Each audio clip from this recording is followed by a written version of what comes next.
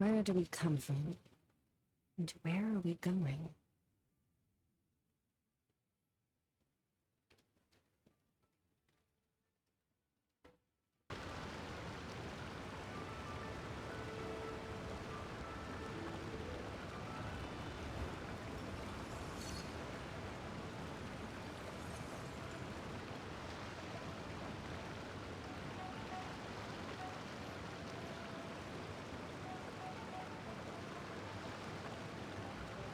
Good morning.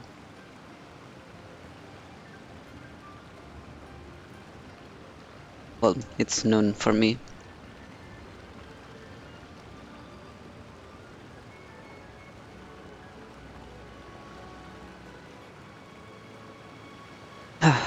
Okay. The plan for today is doing a story quest, and then I want to watch all the trailers and stuff. I really wish I knew if they were relevant to the story, like if it was better to watch them beforehand or what. But I just didn't want a repeat of Arlecchino, so I've been avoiding them. I did get some spoilers about what they contain. For example, that thing that looked like the broken sky, like when Mauika broke it, but different. But other than that, I've been avoiding them, and yeah, I just wanted to experience the story in the game first, and then watch those. So yeah.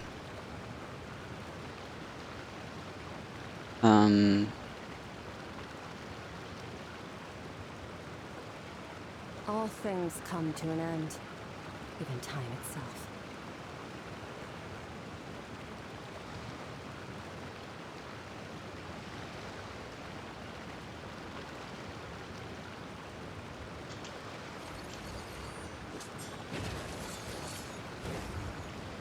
So yeah. Without further ado, let's begin, I suppose. Oh, Baiju wasn't in his shop. Oh, right. Oh, you're looking for Dr. Baiju. He's resting today, but he said to send any patients to the back room. Ah, okay. Thanks. We'll head on through. Yeah, I accepted it yesterday, the quest, and so, yeah, I watched the whole Paimon thing, like, Where do we come from? we started feeling bad, and then the screen got all fuzzy, and the borders looked dark. And we couldn't hear, I mean, we could hear her, but we said something like, she sounds far away. So yeah, I did experience that.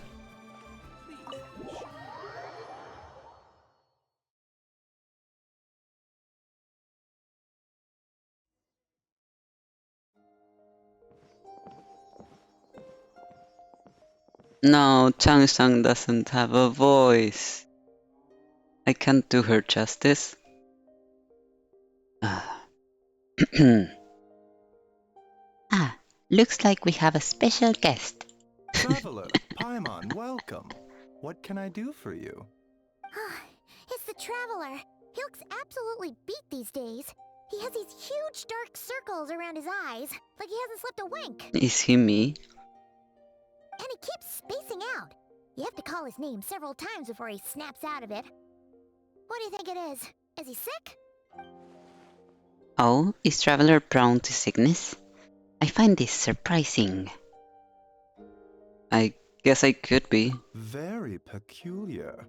In all the time we've been acquainted, this is the first time you've come to me with a health complaint. Come, let me take a look at you.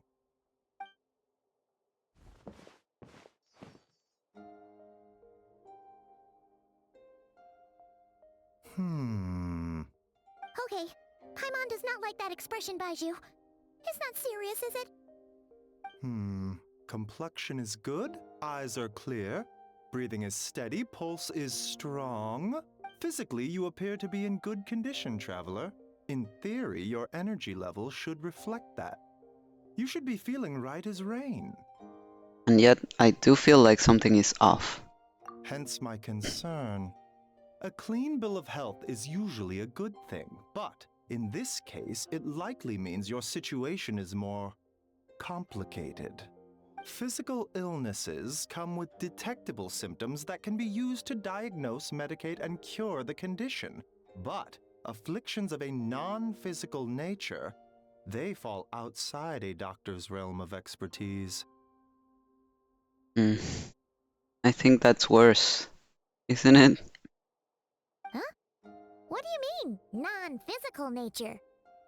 Curses, dark magic, it's Mm. hard to say. It could just as easily be a simple case of mental fatigue. Why don't you rest here for a bit?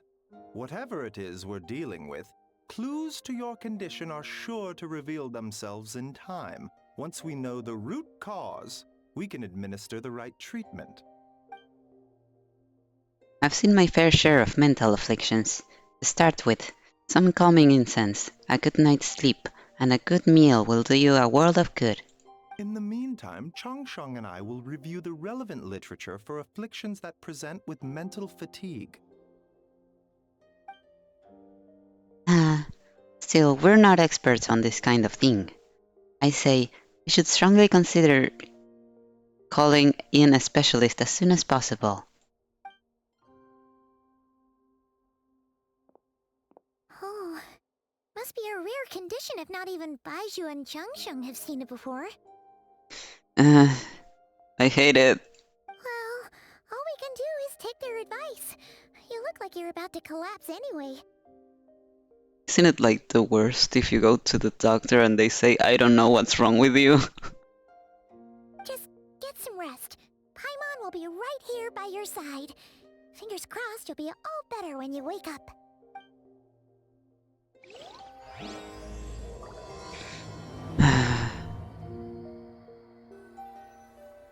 Okay.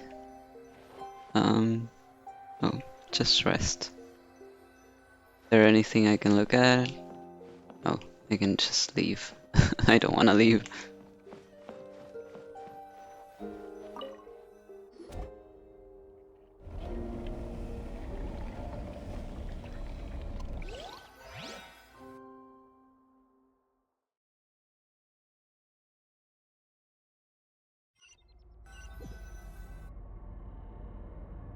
Yep, I knew it. We were about to see some fucked up shit. That's what I was thinking. Where am I? There's a thick fog covering my field of vision. This feels more real than a dream, but too chilling to be real life. My breath freezes in my throat before I can even exhale it. It feels like my soul has been wrenched from my body and thrust into this strange and unfamiliar space. Whichever direction I look in, there's no end in sight. And worse than that, I think there's something in the fog, following me like a shadow. If this is a dream, how long till I wake up? And if it's not, then where in the world am I?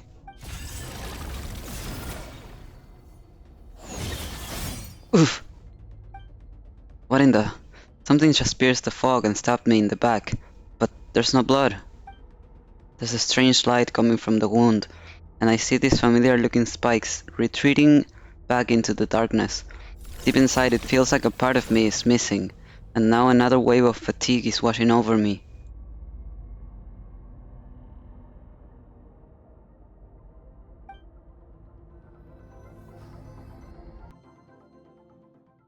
Bro, what is happening? What afflicts us? Traveler! Rise and shine! Time to wake up! For once, you're making Paimon look like an early riser. It's already afternoon. Hopefully all that sleep did you some good. Feeling any better? Paimon, I need you to check if there's a cut on my back. A cut? What? Did you scratch yourself in your sleep? Alright, let Paimon take a look.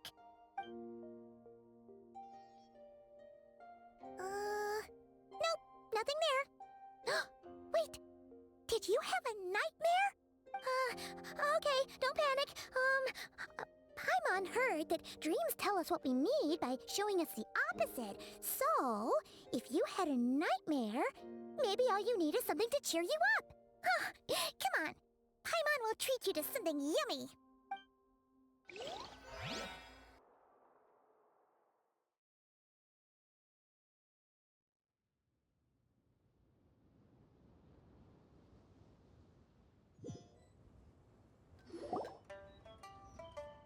You and Paimon head to one mean restaurant. Sensing that something isn't right, Paimon orders a bunch of dishes to cheer you up. What? So, in this dream, you were trapped in a weird place with thick fog everywhere, and then a spike came out of nowhere and stabbed you in the back? Oh. Okay, well, that's a new one. Are you sure it was a dream? Because from the way you describe it, it sounds like you were really there. But then again, you woke up right where you went to bed. And you were definitely in a deep sleep this morning.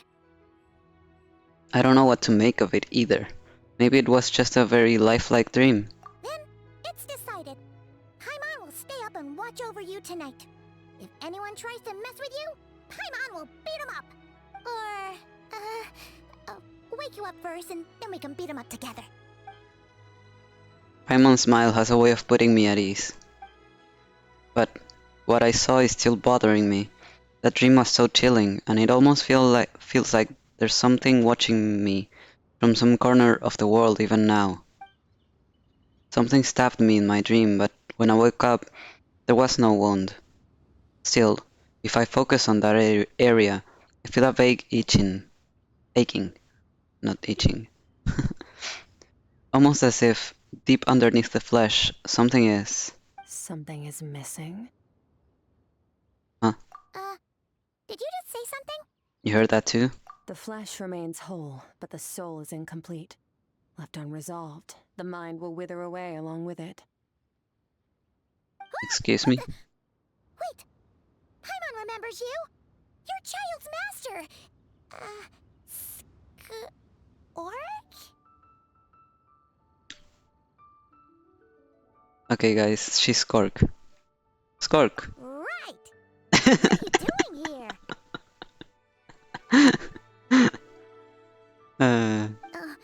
The last time we saw you was at the Primordial Sea in Fontaine, right? But then we left and never learned where you went after that. Child's been looking everywhere for you, by the way. What brings you to Wanmean Restaurant of all places? You came here looking for us? And were you the one behind that hocus pocus just now? Tell me, what is it that you saw? Tight-lipped, huh? I suppose that's fair. You. Sit. I'll take a glass of wine. Hmm? Oh, of course. Coming right up. We make this one in-house. It's not too strong. Enjoy. Chef Mao, I'll take a grilled tiger fish over here. Coming right up. Ah, if I knew we'd be this busy, I would have approved Shinhe's vacation. At the end of the day, what happens to you is of little consequence to me. I'm not here to try and win you over. Trust me or not, the choice is yours.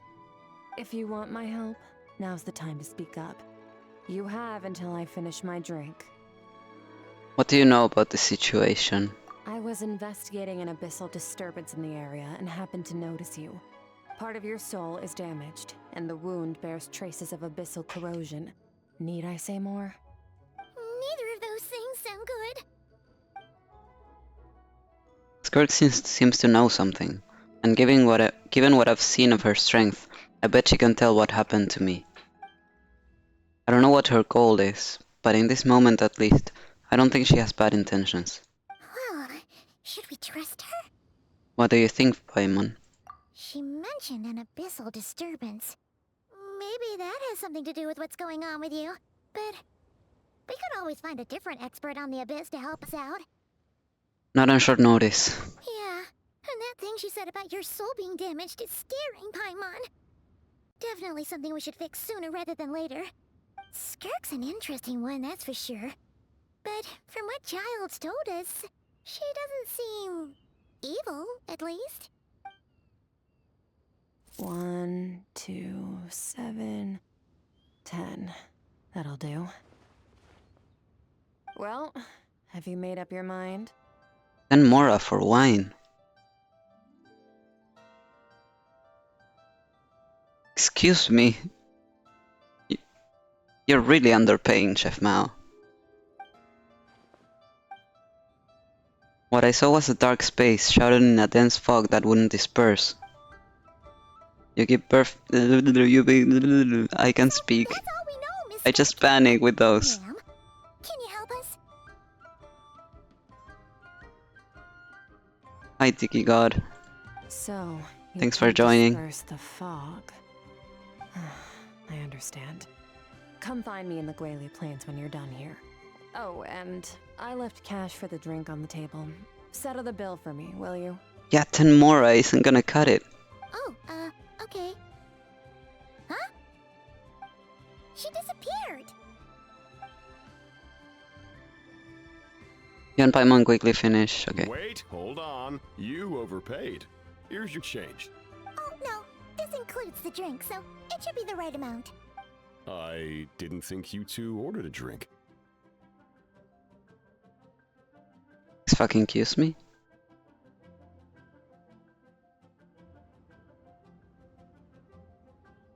Yeah, I do have Skirk. We didn't. It was that lady who came and sat with us, remember? You brought it out to her yourself. You sure? I could have sworn there were only 2 of you at that table. What? What'd you put in their dish, Chef Mao? Some kind of hallucinogenic mushroom? You got them seeing things. Seeing things? Wait, so neither of you noticed her? Young lady? About this tall, wearing a purple dress? She ordered a glass of wine. Oh, now you mention it, that vaguely rings a bell. And it looks like I did open the wine jar, so it must have just slipped my mind. In any case, that settles your bill. Come again soon. Hey, thanks for the follow.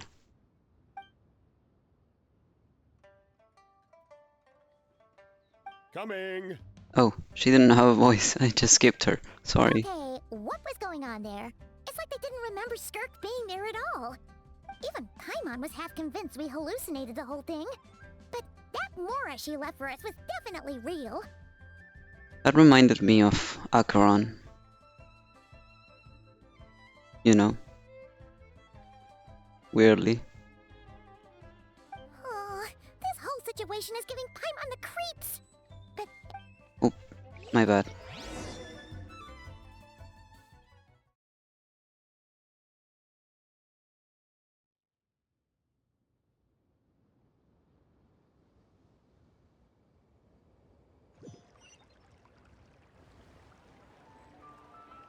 Okay, let's go.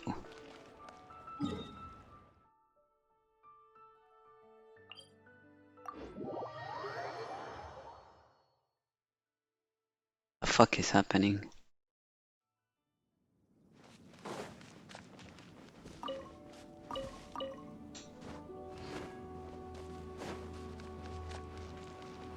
Fearless.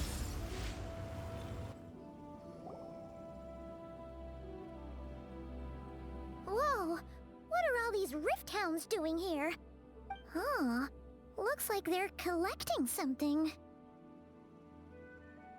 Reminded you of Sumeru. Yeah, I was just saying Acheron just because, like, no one remembers her ever. I still don't fully understand why, but I think it has something to do. I mean, I know it's because she's a self-annihilator, but what does that mean and why does that happen, you know? But Sumeru. Maybe. Let's check it out.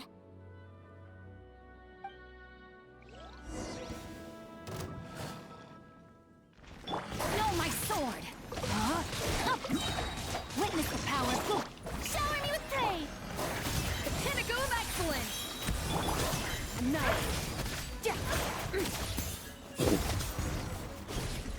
Oh, that's it. So, this is what they were collecting. It looks kinda like... God remains.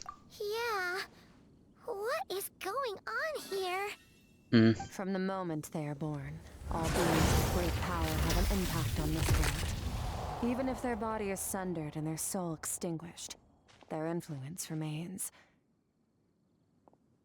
Excuse me?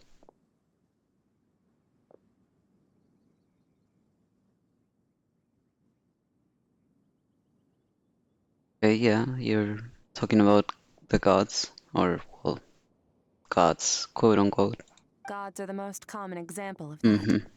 The remnants of gods who fell thousands of years ago remain buried deep within the earth, carrying within them a warped will and a dark curse. Mm-hmm. Together, these remnants form what you call God remains, and it appears that some of those sealed here were dug up and removed. There are traces left, but they're fading fast. Yeah, now that I think about it, this is exactly what she mentioned to Nuvillet. I never really tied that to God remains. Am I stupid? I think I might be. What are you doing? True. Nothing. Just wanted to make sure you were, real? She's definitely not a ghost traveler. Paimon poked her, and she's solid. I'm laughing because I titled this stream Skirk is real. My god. And now we're wondering if she is. I didn't know. I really didn't. After you left the restaurant, the other diners acted like you were never there. Your life hangs in the balance, and that's what you're fixated on? Strange set of priorities. True. Can't say I disagree. It was just a trick to avoid being perceived. If someone notices me, those memories are erased. Simple as that. Yeah, it really reminds me of Acheron. Because she can do that.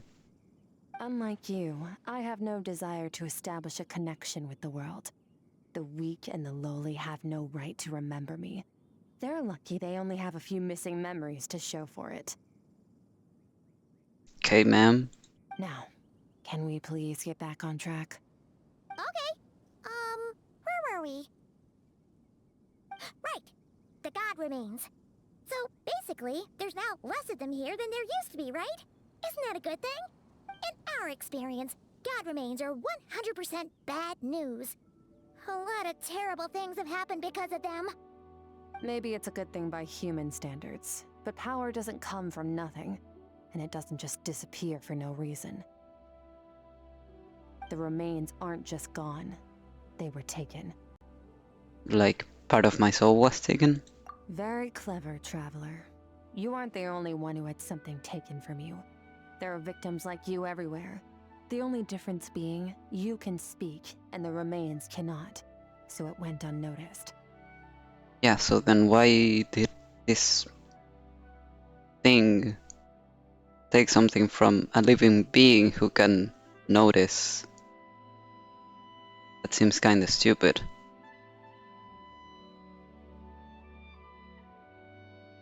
Something similar happened in Sumeru. Within the span of one night, countless consecrated beasts were slaughtered, and a large amount of the god remains buried in the desert went missing. Damn. What the fuck? Of course, god remains are just one of the targets. The culprit is chipping away at sources of power all over this world, including the Stella Fortuna above. Okay, you're saying a lot of stuff. I'm gonna need to reread this. Sources of power all over this world, like the narwhal was taking the primordial waters, including the Stella Fortuna above. Those are the constellations.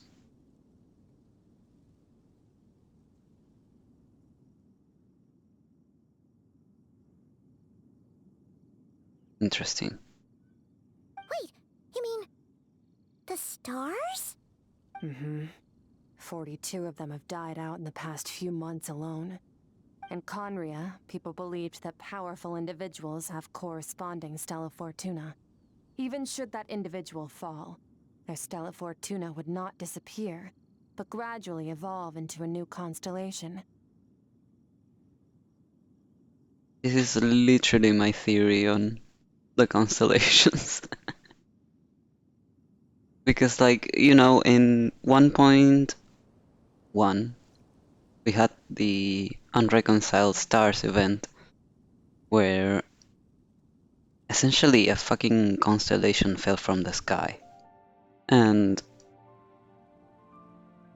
it belonged to Leonard, I think was his name, who was some very influential and interesting person, an adventurer from the past that scaled Pylos Peak, I think was the name. But, you know, Pylos Peak was cut down by Venti and it became the Spiral Abyss.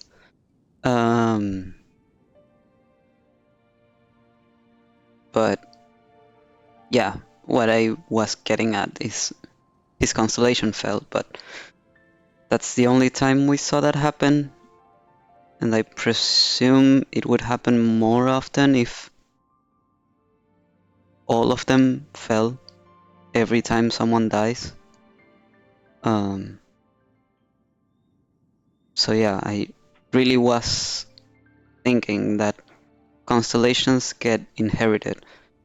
Like, I tied this with the ancient names, so in my mind it makes sense. It's like the constellations are essentially the script of a person's life and the role they're going to play in the world. And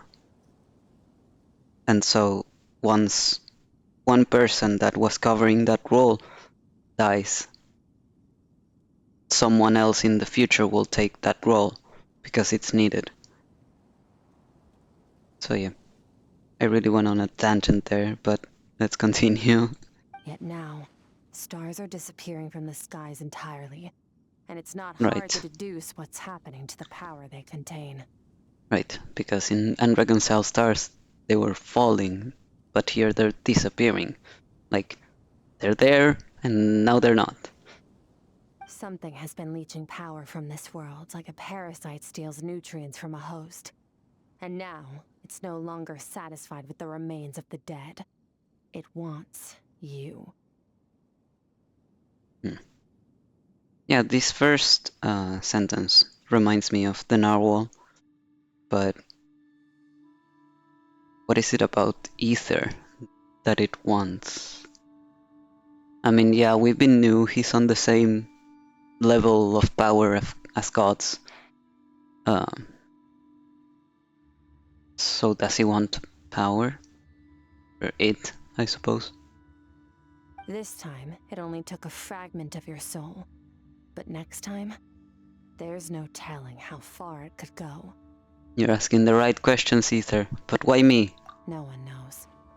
All I know for certain is this. Getting back what you lost will not be easy.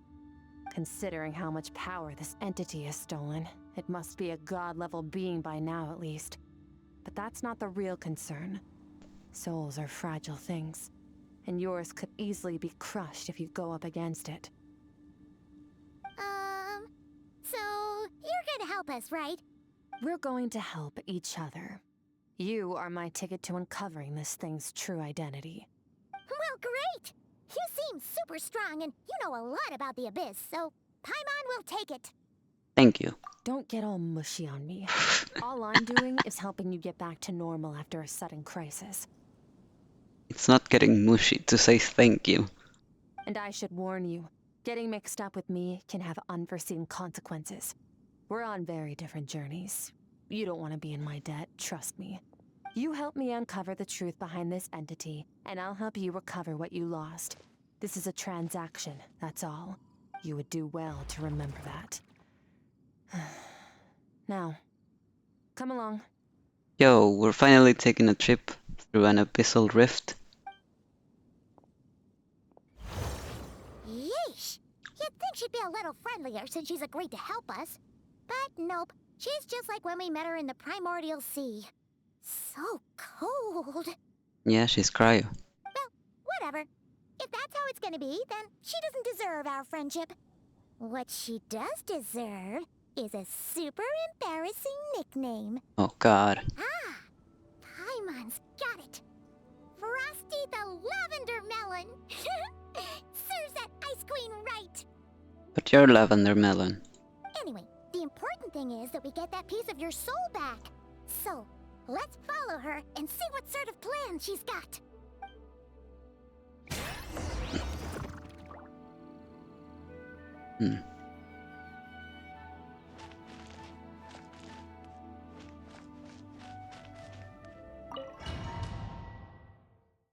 I just wanted to see if the Rift Hounds were still frozen. They weren't. Yo. Whoa! This place is way bigger than Paimon expected. Where are we? This is where I live.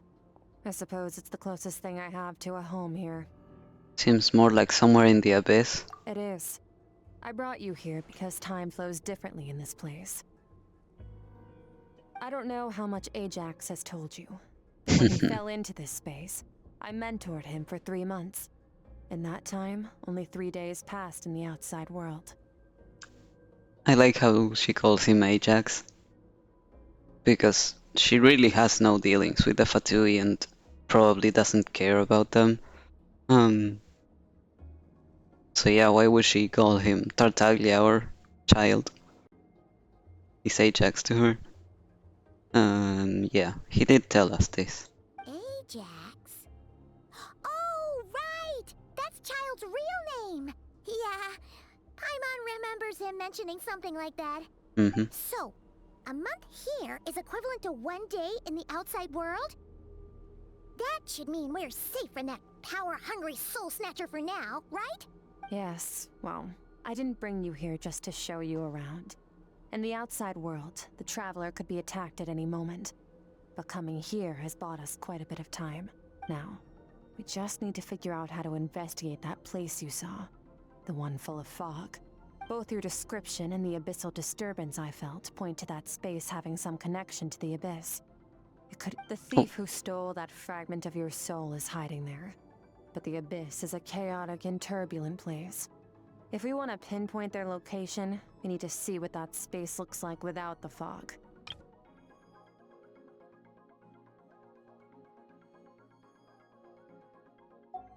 Abyssal power can grant a special form of sight. Have you ever wielded abyssal power before? Not that I'm aware of. Okay. Do you plan to learn?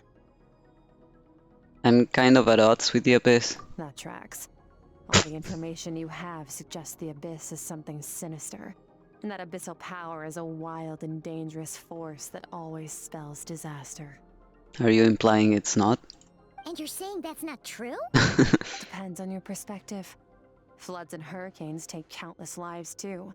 But if one day you gain the power to control them, what was once a calamity is now just another tool in your arsenal. I'll respect your opinion, though. Just means we have to turn to the second best option. What's this? A little abyss crystal that contains my power. Wear it on your head, and we'll be able to perform dream mirroring when we fall asleep. Dream mirroring? It means experiencing whatever the other person is dreaming. Everything they see, think, and feel. Since you haven't studied the art of using abyssal power, and have no plans to jump in the deep end right now, I'll have to do the investigating for you. With dream mirroring, every time you slip into a deep sleep, I'll see with my own eyes whatever scene plays out in your mind. Then, I can guide you through the dream environment, and we'll take back what was stolen from you. Huh. You make it sound so simple. So all I need to do is wait? Tough to say. This is an unprecedented situation for both of us. Even assuming we do manage to find where this entity is hiding, like I said, getting your soul fragment back won't be easy. To play it safe, I need to give you some special training first. Wait, you're gonna teach him some of your martial arts? Does that mean the next time we see Child, we have to treat him like our senior? Do as you want. For my part, I don't see you as my disciples. You're already a pretty good fighter. All I'm planning to do is build on your current skills and train you for the specific scenarios that I think we might face. But that's enough talk. If you're ready to do this, then come with me. Time might be more lenient here, but that's no excuse to waste it. Oh, she moves fast. Paimon can hardly keep up with her. So, special training, huh? Kind of a rare opportunity. With your skills, there's not a lot of people qualified to train you. The last time something like this happened was probably anti-Raiden Shogun training, right? Oh, feels like a lifetime ago. Skirk seems pretty strong too, though. Remember how she said that the all-devouring narwhal was just her master's pet? Maybe we really will learn something here.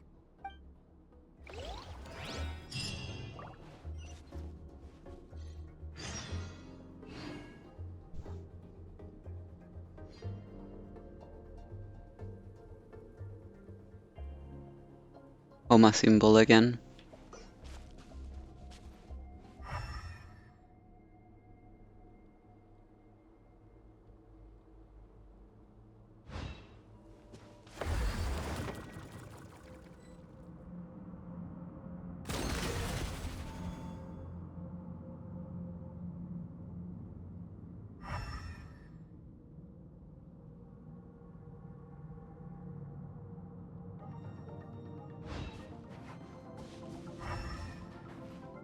Huh.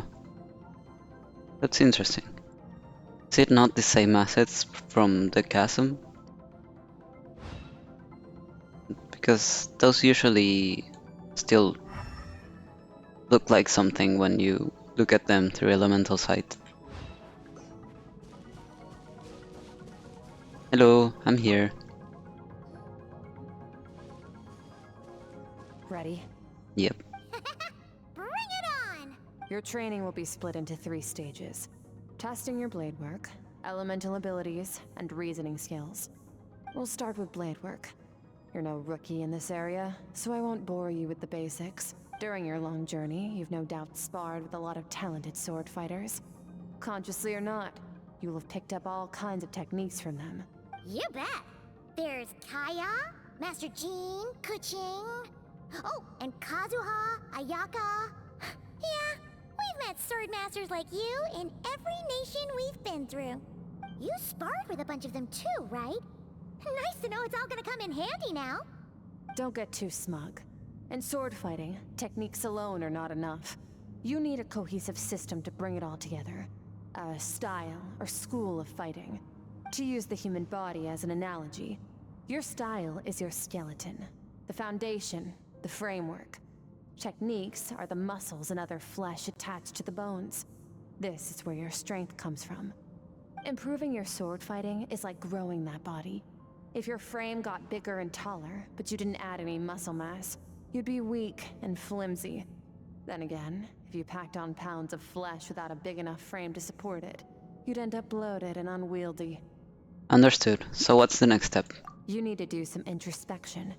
Take a good, hard look at your past experiences and figure out which parts of what you've learned are just techniques, and which parts can be used to form your own system of blade work. Only then will you get the full utility out of all your thoughts and observations along the way. Only then will every strike you deliver make perfect sense. Wait, is that it? Paimon thought you were gonna teach him some cool new moves. Like when you went swoosh and opened a tunnel to another place. One day, You'll reach a new level of power where you realize that even that's as basic a trick as any other. But right now, our sword styles are so wildly different that teaching you mere techniques is pointless. There are no shortcuts in the pursuit of power. Failure is your best teacher, and rigor is your coursework. That's all I have to say. Time to make a start. Train until you're satisfied with yourself. Now focus. Destroy the crystal columns as swiftly as you can.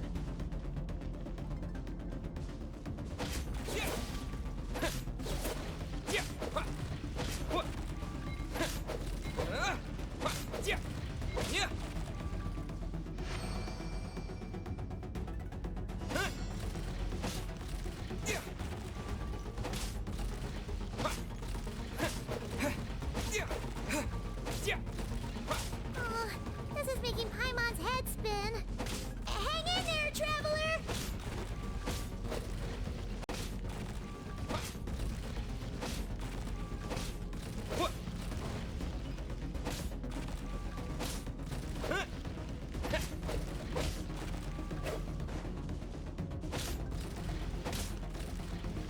What do you mean 900?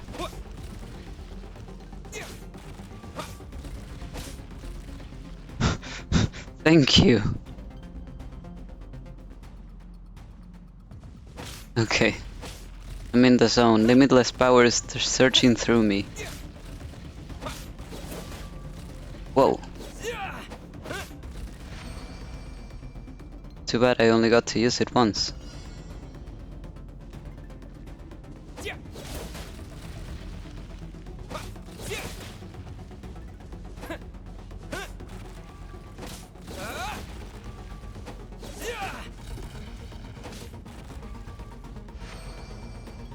Stay calm. Use your head. You have to keep it together. Brother.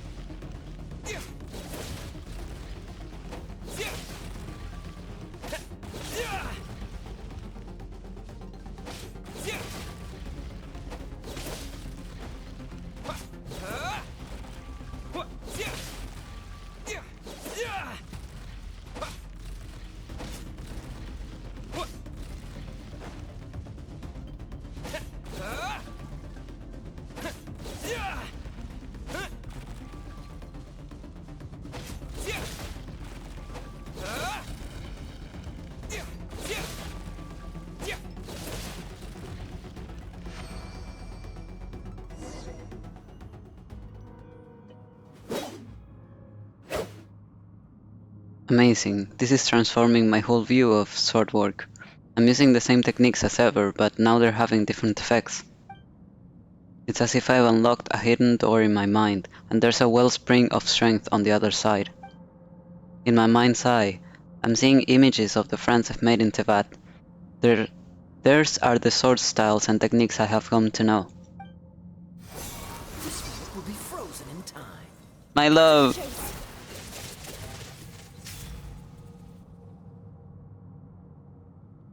Consider a moment of true mastery that you've witnessed in another person, and ask yourself, what lies beneath the surface? What's their guiding philosophy? What's their state of mind as they maneuver their weapon? Now take that and practice it right away with speed, skill, and strength, over and over, until your hand is one with your mind. This is the only path to true growth. Step on up! Dance with the waves! My love. I don't care that you don't have a voice. I love you. I don't know why they didn't just reuse fallen leaves. Adorn my nights. My sword style, my journey. Yeah, I love seeing him tumble.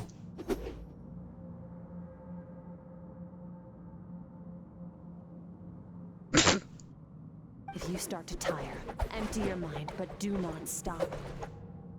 Stay in that frame of mind as you keep up the fight. Get rid of all redundant movements. Imagine your sword is an extension of your own body. Wield it just as you wield your arms, hands, and fingers. 'Twas on a deserted moonlit night that the hero approached the vile dragon's limpid lair. Ring cutter! Feathers fleeting wet, the white heron treads water, a sight without flaw. Master of Inazuma Kamisato art Tachijutsu. Don't look at her sword. I've been making some changes and she ended up with that one, but I'm not using that for her. Don't worry. With each slash of my blade, I feel my strength increasing. I don't know if my weapon can contain all this power. I'm in the zone. Limitless power is surging through me.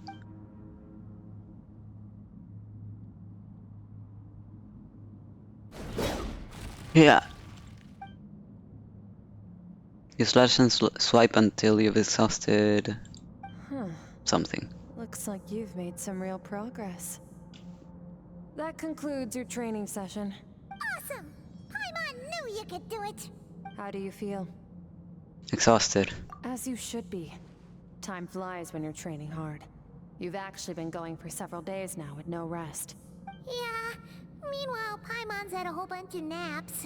But you were so focused, she didn't want to interrupt you. Go get some sleep. I'll be doing the same very soon. Let's hope you see that foggy place in your dream, so I can get this investigation over and done with.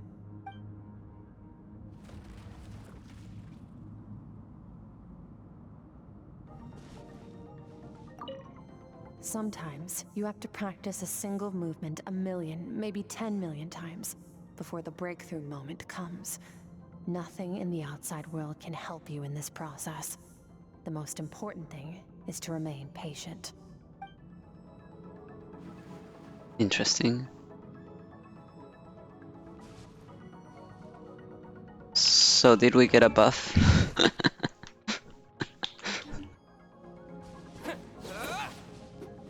That seems to still be big. Yeah, this is also not his weapon. Why is he using that one? Who did I give the weapon I was using for him? Dean. Oh right, yeah. Because I was farming some... Not farming, I was trying to defeat some local legends.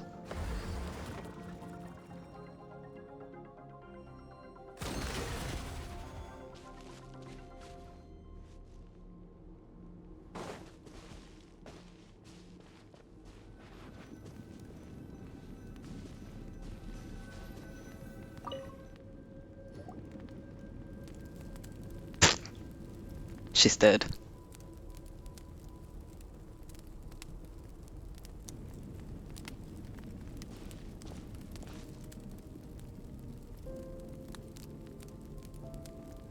I love the sound of fire.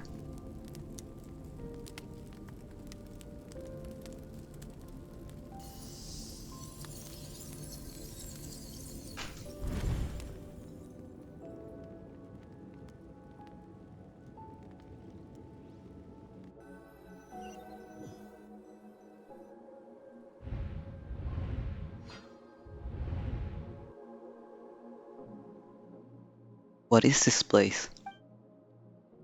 Have I been pulled back into that place again? But Skirk said the dream mirroring would kick in when I fall asleep, so why am I back here? No. On closer inspection, this isn't the same dream as last time. It's dark and gloomy, but there isn't that chilling fog that made my hair stand on end. Hold on. If dream mirroring is a two-way process, maybe I'm seeing inside her mind while she's exploring mine? If this is her inner world, it's pretty bleak. I can occasionally make out the sound of a flowing stream, but other than that, it's so empty.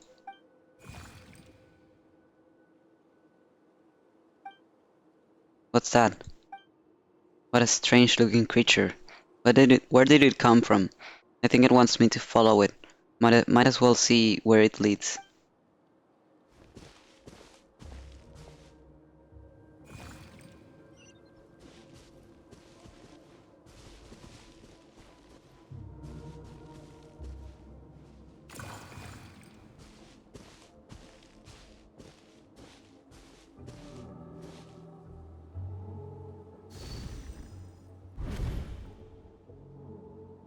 Skirk, why are you skipping classes again? We've talked about this.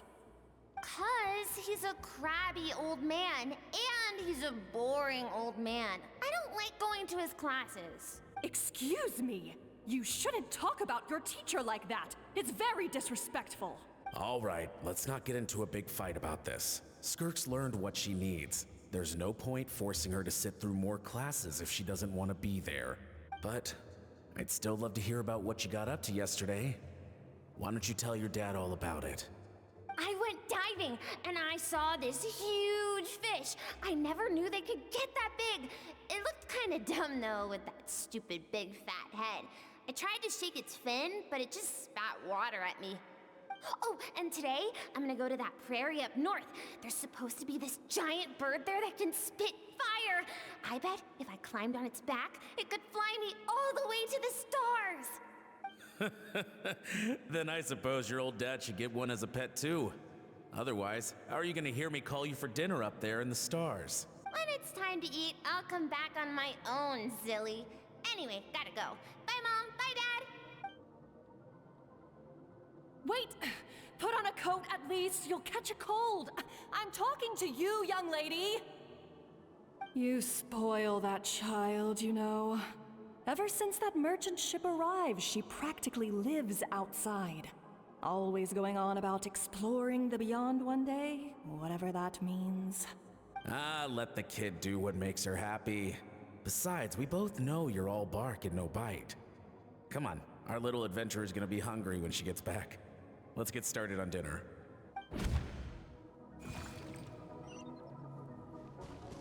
Wow, you had an amazing dad. I'm out. The weather's wonderful today.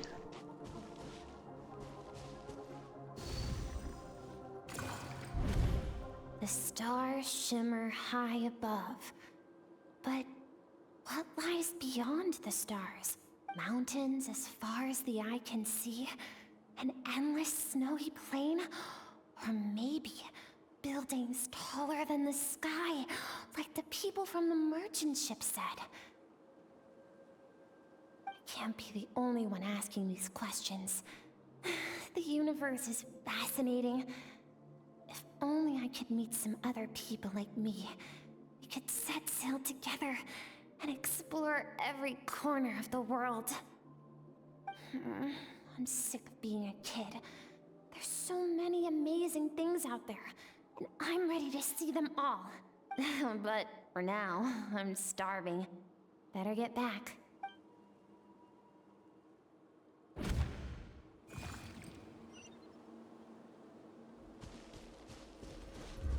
Huh? What's over there?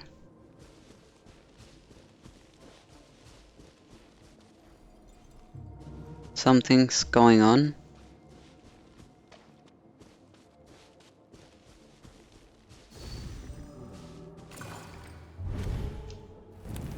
Don't let a single one of them get away!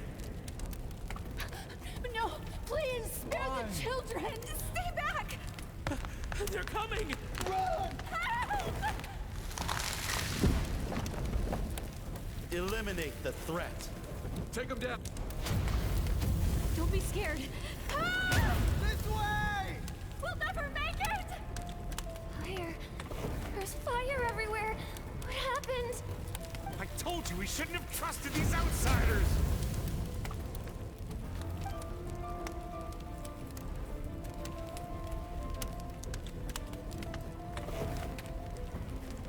Why are you doing this? What did we do to deserve this? We welcomed you with our finest food and drink. Showed you the best our home has to offer. Gifted you cloth dyed by our own hands. And this is how you treat us? Run! Save yourselves! Captain, Zone 3 is clear and we have Zone 2 surrounded.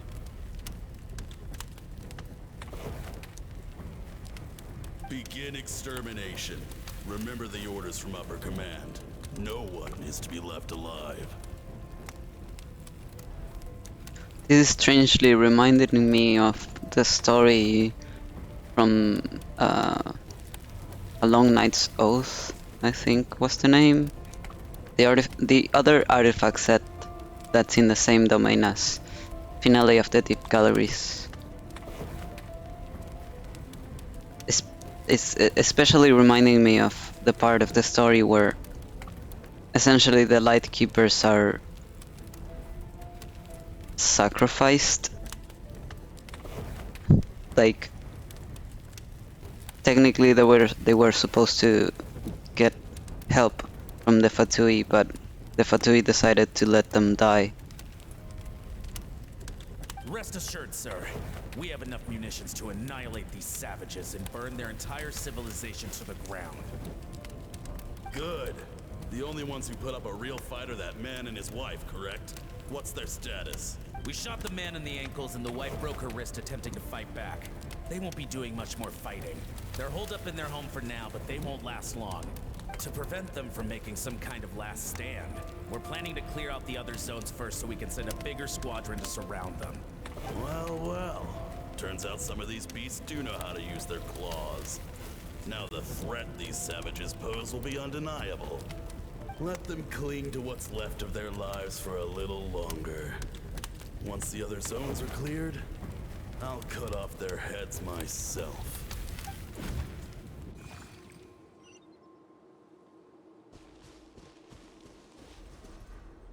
It smells like something's burning.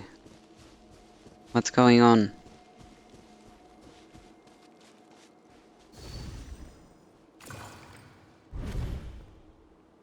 Dad?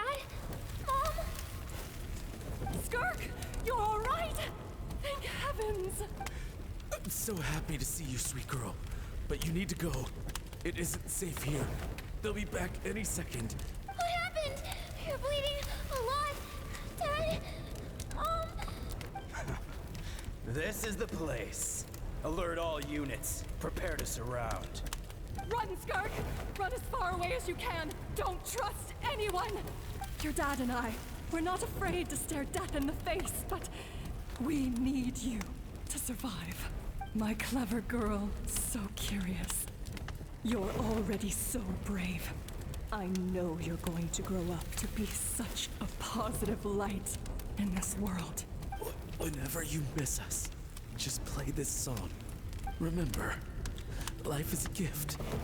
Don't let darkness claim it. Break down the door! Look what we have here. A savage that can pluck a tune. Well, the show's over.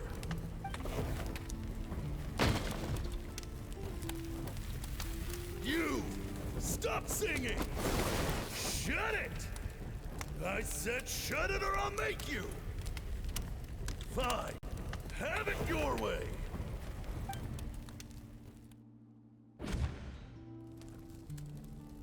What was that?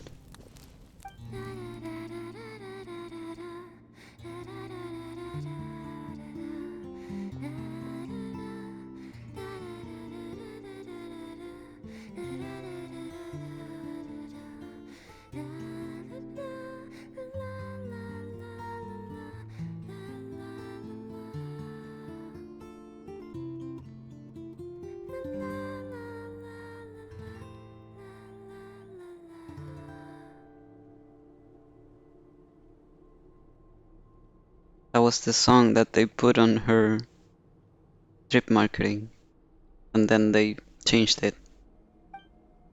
Oh, you're awake.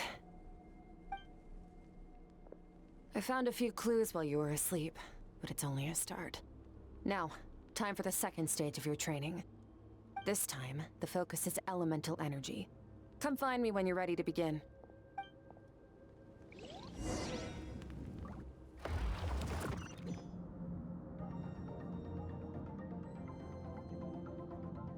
Did we leave Paimon just sleeping there? Man, staying in the abyss feels so surreal, don't you think? No day and no night. It's like time hardly exists. If we weren't careful to keep track, it feels like we'd have no idea how long we've even been here. Well, except for the fact that Paimon still gets hungry like clockwork. You go do your training. Paimon's gonna grab a bite. interesting. The mention about getting hungry reminded me of the Perilous Trail, the chasm quest with Ito, Yanfei, Xiao, Cookie, and Yellen. Yeah.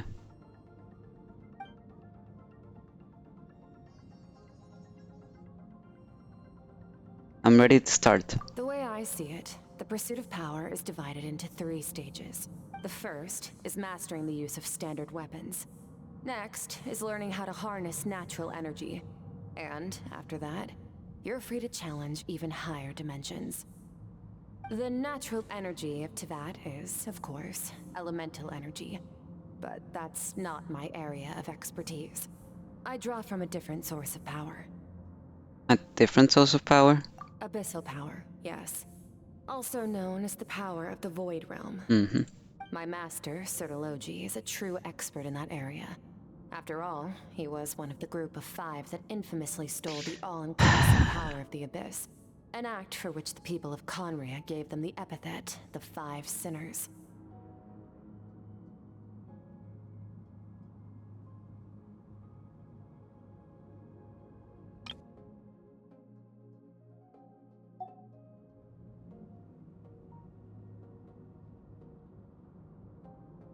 The elemental energy of Tevat, on the other hand, is derived from the power of the Light Realm.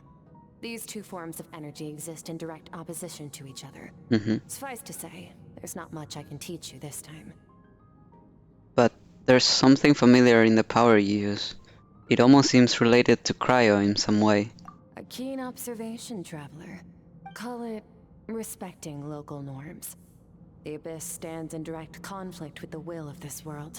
So, to make my life easier, I disguise my power to make it appear cryo-like in nature. It's a technique I learned from some khaenri'ah ruins, known as the 7 Shifting Serpent. If you ever change your mind about delving into abyssal power, I can teach it to you. So that's a technique. Okay, interesting. I shall write that down.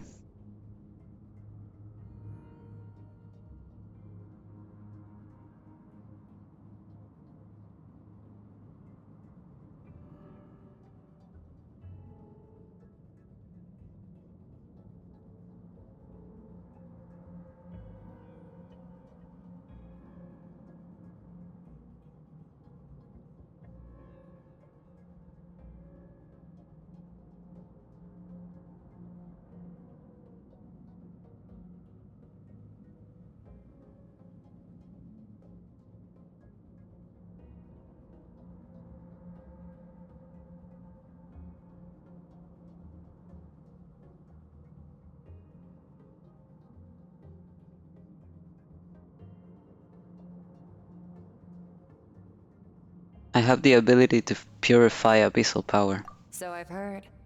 You seem to have a knack for removing abyssal power. But is purification really what's going on there? Like I said, power does not simply disappear. Yeah, no way. We're just absorbing it. What are you trying to say? Just thinking out loud. Let's focus on your elemental training. That's what's gonna help us if the situation gets tricky. True growth comes from adversity, but only if you make the choice to pick yourself up again every time you fall. So, it's time to push yourself to the limit, and then keep pushing. This is the only way to advance at pace. Use the power of Animo to clear the field as fast as you can.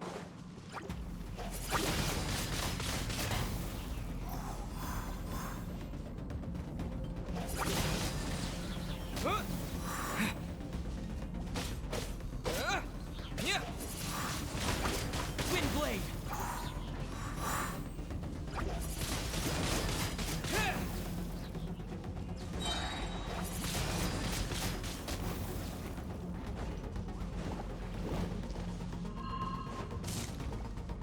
With the wind!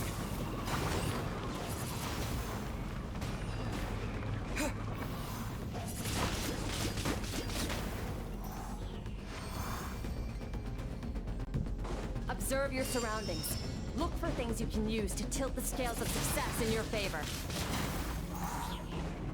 Yeah, but why did it pick up cryo?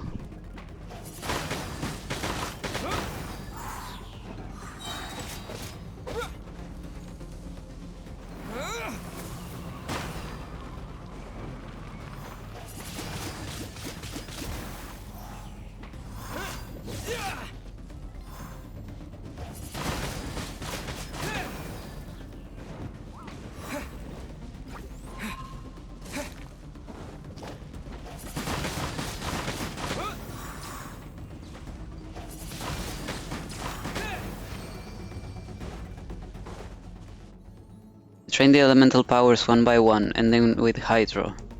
Why, and then with Hydro? Hydro to destroy the spikes.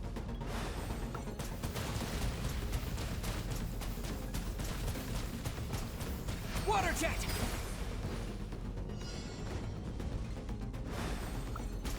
Faster. Don't give them a chance to strike you. You need to be quicker than you were in your dream. You can't afford another injury like that.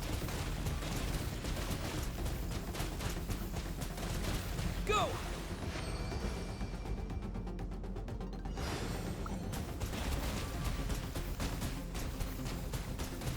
Water jet!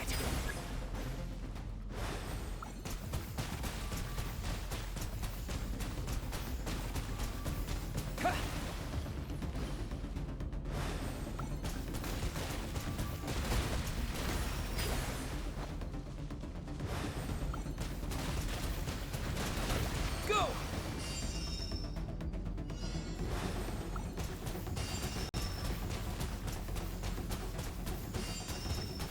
Water jet!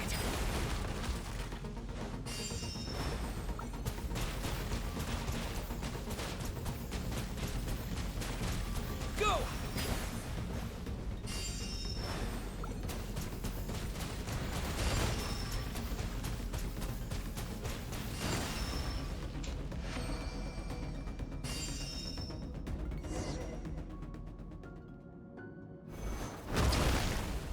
Along my journey, I've gained different elemental abilities, but I've never trained them all at once like this. Can I catch a break? Thanks. When did I start the game? I started on October 6th of 2020. So, close to release, but not exactly day one. You need to understand what makes you special. The ability to wield elemental energy without a vision and switch between the elements at will. It means your aspirations need no approval from the gods. Your power is not bound by the rules of this world. So be bold. Do not be afraid to chart your own path. Graceful as the wind, tough as stone, nimble as lightning, flourishing like foliage. I can feel the power of the elements flowing through me, sometimes as peaceful as flowing streams, other times surging like a raging river. If I close my eyes, I can almost hear the voices, but it's not like some wild beast battling me for dominion. It's more like saying hello to an old friend.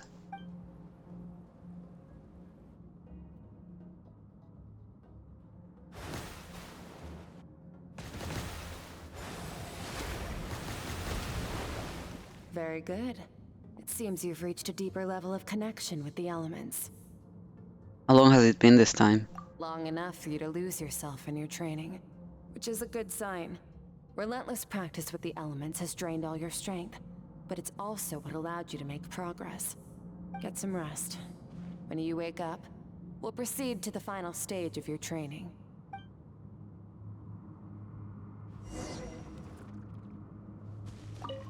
If you wish to master the elements at a fundamental level, you must see the entire natural world.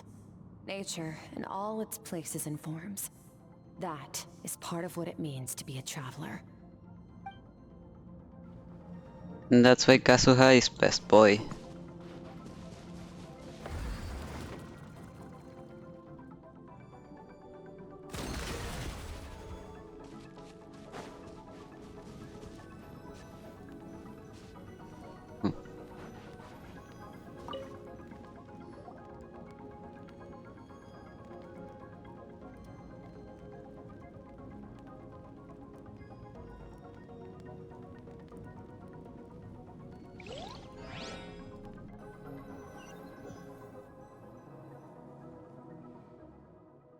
This place again.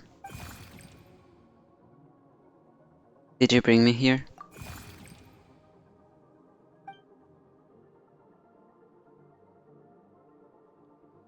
No response. The strange creature just floated away. What is that thing? What is it doing in Skirk's inner world? And where is it taking me this time?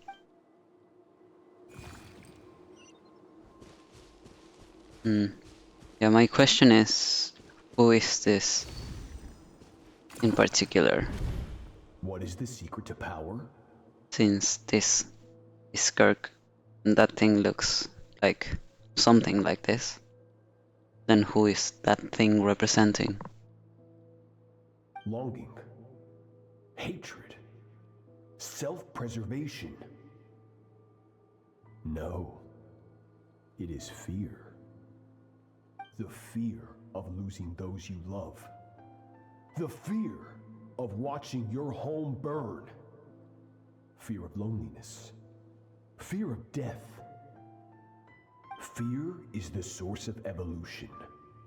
It forces humanity to adapt to their environment and overcome hardship. It is in the process of prevailing over our fears that we surpassed first ourselves and then the rest of the world. That fear is now part of you. It calls on you to evolve. And it is time to answer.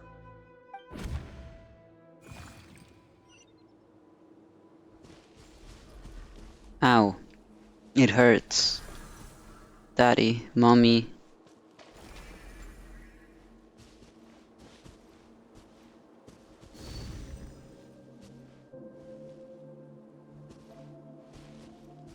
Hello? Any minute spent missing home is a minute wasted. Practice your sword work instead. Do not make me tell you twice. But, Master, I can barely lift the sword anymore. If I keep going, I feel like my wrist is going to break. So it has not broken yet. Then pick up your sword and keep practicing until it breaks.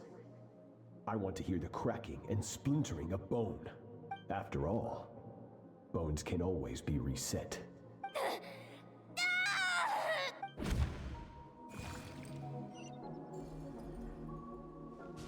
I can't breathe.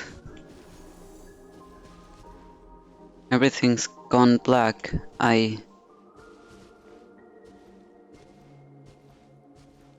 Brother, she's just a child. Good, Skirk. Once again, you survived. How do you feel? Cold. In pain. These are signs that you are adapting to the abyss. Each time the flesh is torn and the spirit crushed, each time you claw back from the brink of death, you become stronger. I now understand why these people sought to destroy your homeland. Your potential goes beyond even what I could have anticipated.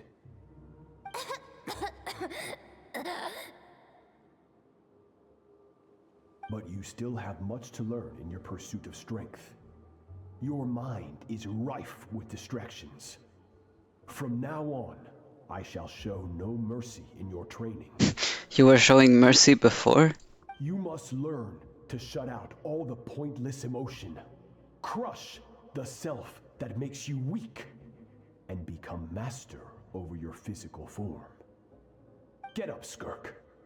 Wipe the blood off your face. Cut away the rotten parts of your flesh, and mend what is broken. Then take up your sword. Yes, Master.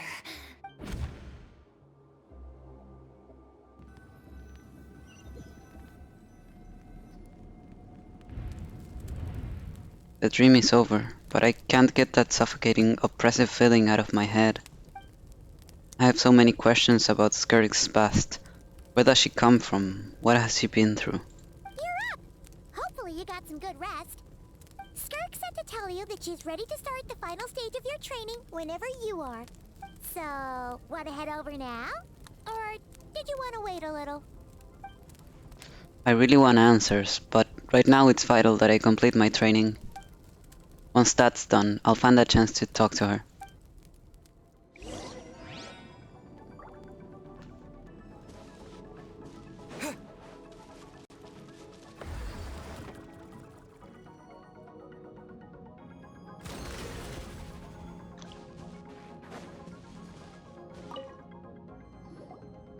From your training so far, you have gained a better command of the sword, and more control over your elemental abilities. Thank you, it's all thanks to your guidance. That's only part of it. Experience is the real teacher. Your journey, the friends you have made, the dangers you have faced. These have taught you more than I ever could. Now, it's time to focus on how you react under pressure. You must be able to think rationally, even in unpredictable combat situations. To simulate this, I'm going to attack, and you're going to block. Ready? Give me your worst. Not bad. That defensive stance looks near unbreakable. Just like your sister. That reminds me.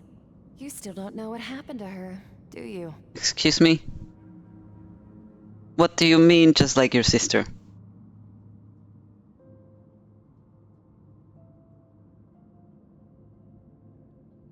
So you know her. And you've seen her fight. Still don't know what happened to her. In what sense?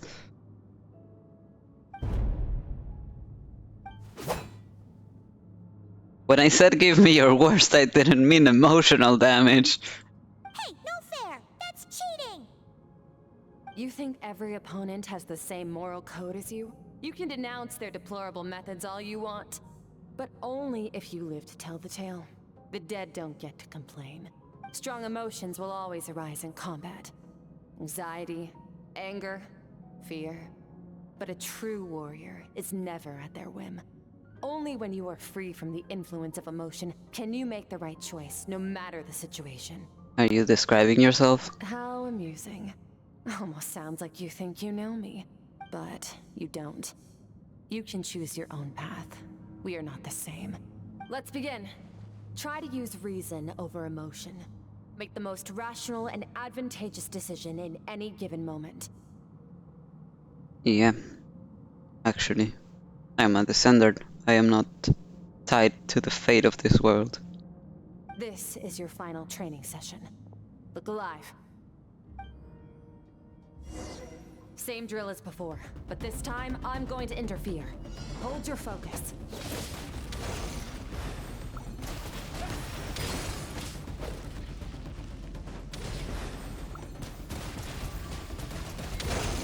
Go! Yeah! Yeah!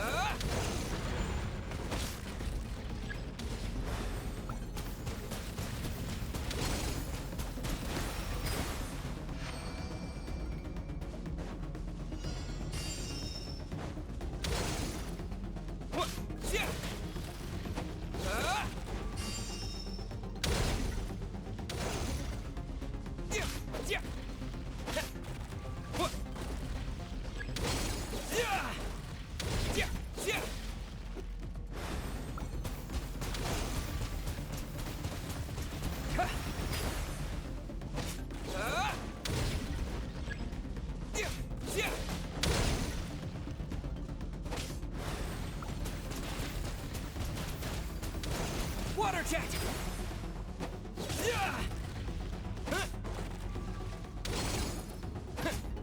Not bad. Better than I expected.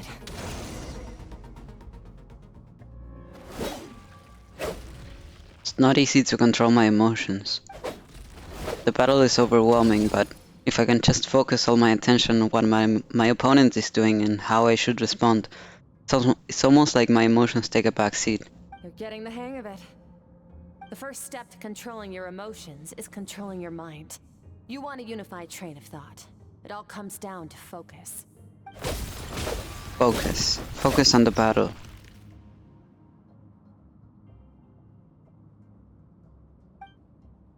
think it's working. I can choose to tune out anything that isn't relevant to the battle. But I think I'm still pretty far from having full control over my emotions.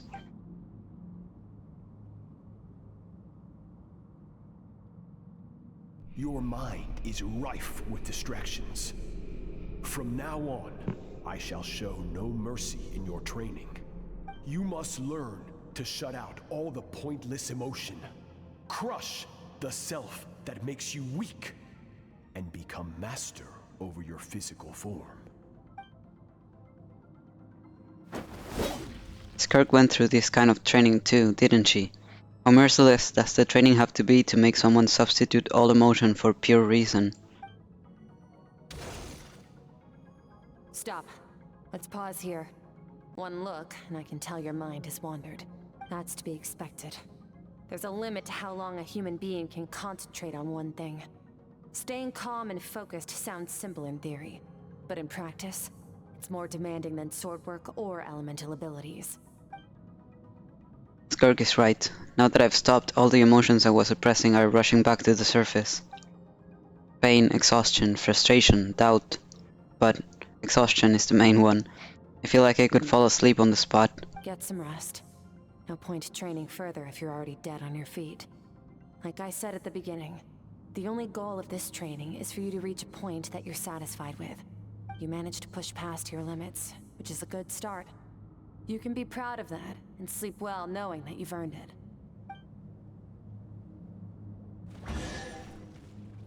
Well, you're a much better master than your master. Warriors will train day and night to perfect their skills. But when the battle comes, their fate may be decided in a matter of minutes. One mistake, one moment of hesitation, and just like that, all their blood, sweat, and tears were for nothing. You need to push yourself to perfection, or you might not even live to regret it.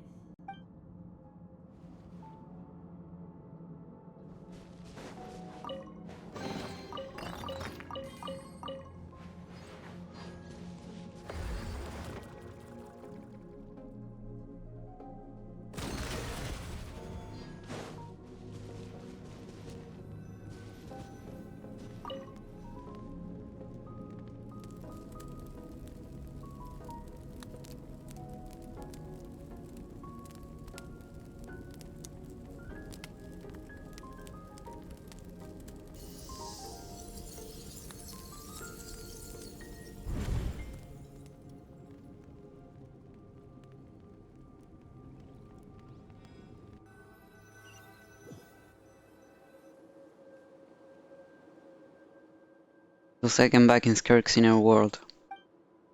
I don't see that strange creature this time, but I think I can navigate this space on my own now, even without it here to guide me. I don't know how to leave, so I'm stuck here until I wake up. Can't hurt to take a look around while I wait.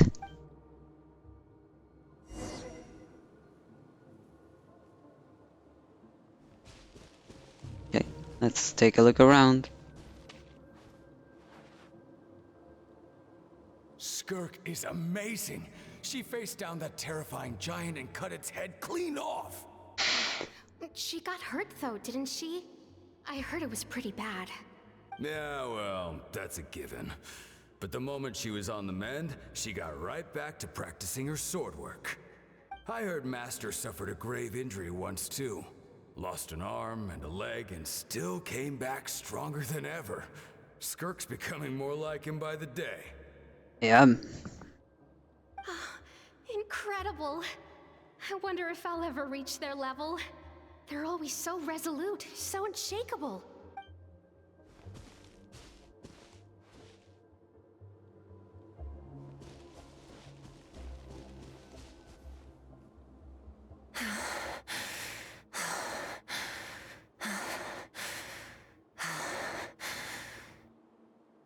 Pathetic. You're not even trying. You're so much weaker than you think.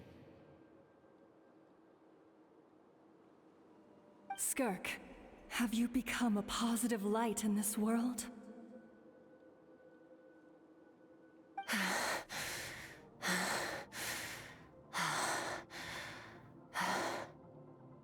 Do you even remember how many of us perished in that fire?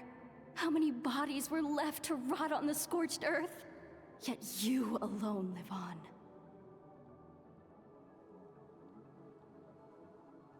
Keep your gaze fixed on your blade. You don't deserve to rest. I have so many questions. I just want to jump in a spaceship, explore the whole universe, and get answers from the stars. I just need to wait till I'm grown up. Then, I can do anything. Now, you must bid farewell to who you were in the past and become someone stronger. Run! Skirk! Run! Only death awaits us here. Keep running, and don't ever look back.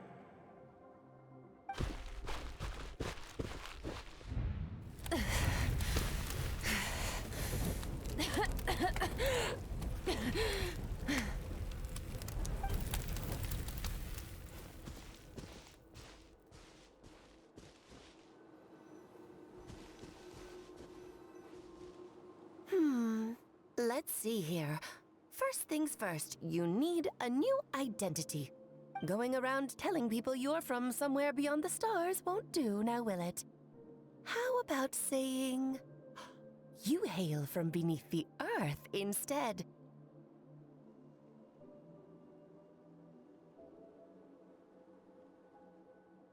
As the khaenri'ah saying goes, venturing out into the universe and down into the abyss are the same in that both are braving the dark unknown.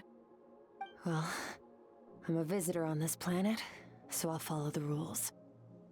Ah, splendid. That saves me quite a bit of trouble. Let me offer you a piece of advice in return, although it might not be what you want to hear. I know the pursuit of strength is important to you, but taking a moment for yourself every once in a while is never a bad idea. Ignore her existence for too long, and there will come a day when you can no longer hear her voice. So it was Alice's voice that said this in the trailer.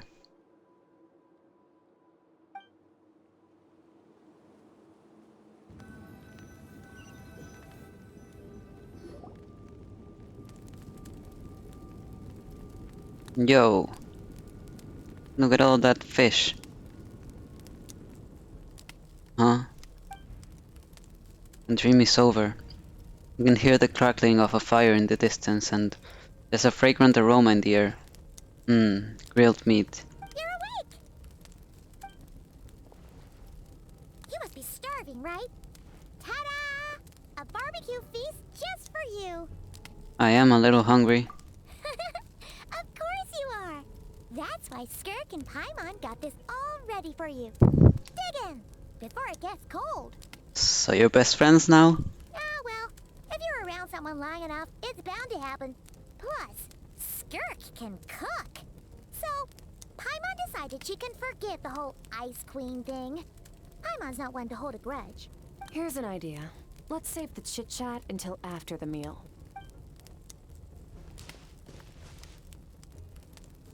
You all dig in and make quick work of the food. So full.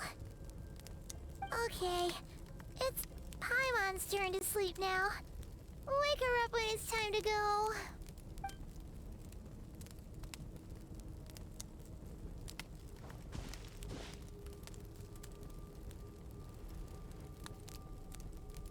I have good news. First, your training is complete. You have what it takes to wield immense power. Now it's just a matter of putting it into practice. Continue to learn from your journey and hone your skills against formidable opponents. Second, I've located the culprit we've been searching for. Next, we just need to retrieve the missing part of your soul, and our business will be concluded. Thank you. That was a lot faster than I expected. When Ajax trained with me, he once told me he was bursting with questions. So I allowed him to ask me 3 of them before he left. You and I may never meet again, Traveler. So if there's anything you want to ask me, now's your opportunity. Just like Ajax, I'll answer 3 of your questions. After spending time in Skirk's inner world and witnessing her memories, there are so many questions I could ask, but the most important one is, are you really from Tevat? Okay, not the angle I was expecting. What makes you ask that? I'm sorry I didn't tell you earlier, but while we were dream mirroring, I think I saw your memories. This is the first time I've seen Skirk break her composure. I guess this really took her by surprise. I knew that was a possible side effect. Closed off my mind to you for that exact reason. Even with the dream mirroring, you should have seen nothing but endless darkness.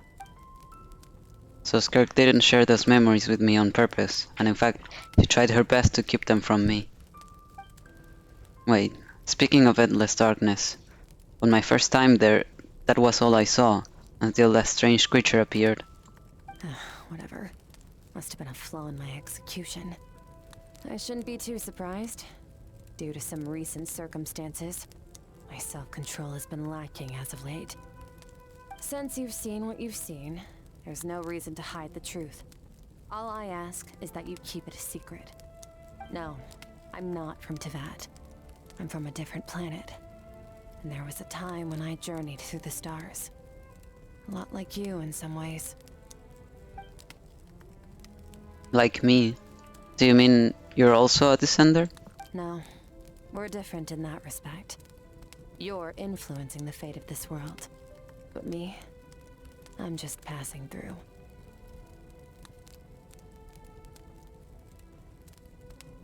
That's another tidbit for the descender description. Because for now, it's been... Well, first it was descending into Tevat. And so we had a lot of people thinking, oh, then this person must be a descender. No, then this person must be a descender. And then we learned from Renee that to be classified as a descender, you have to first meet certain criteria, including having the will to rival the world. So then we added that, and now we have this. I mean, another thing we knew about descenders is that since they're not tied to the fate of Tevat, it can't be predicted. Like, anything that has to do with them can't be foreseen. So like, for example, Vedrfolnir making that prediction about Fontaine. I mean, in the end it did happen like he said it would, because technically Farina did end up crying in her throne under the water, like in the flood, but it just didn't stay like that. But yeah, you can't foresee events related to the descenders. So that's why there are some theories that Shivalanke might be one, because it was mentioned in one of the notes in... what was the name of this place? Yes, it's in Oachkanatlan, but it had a name specifically, that area. But anyways, there was a note saying that no one could predict his coming, like Shivalanke himself.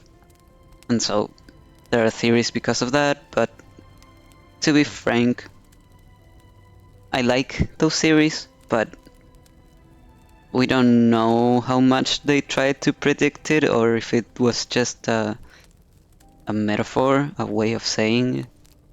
So I guess we need more information on that before making any conclusions.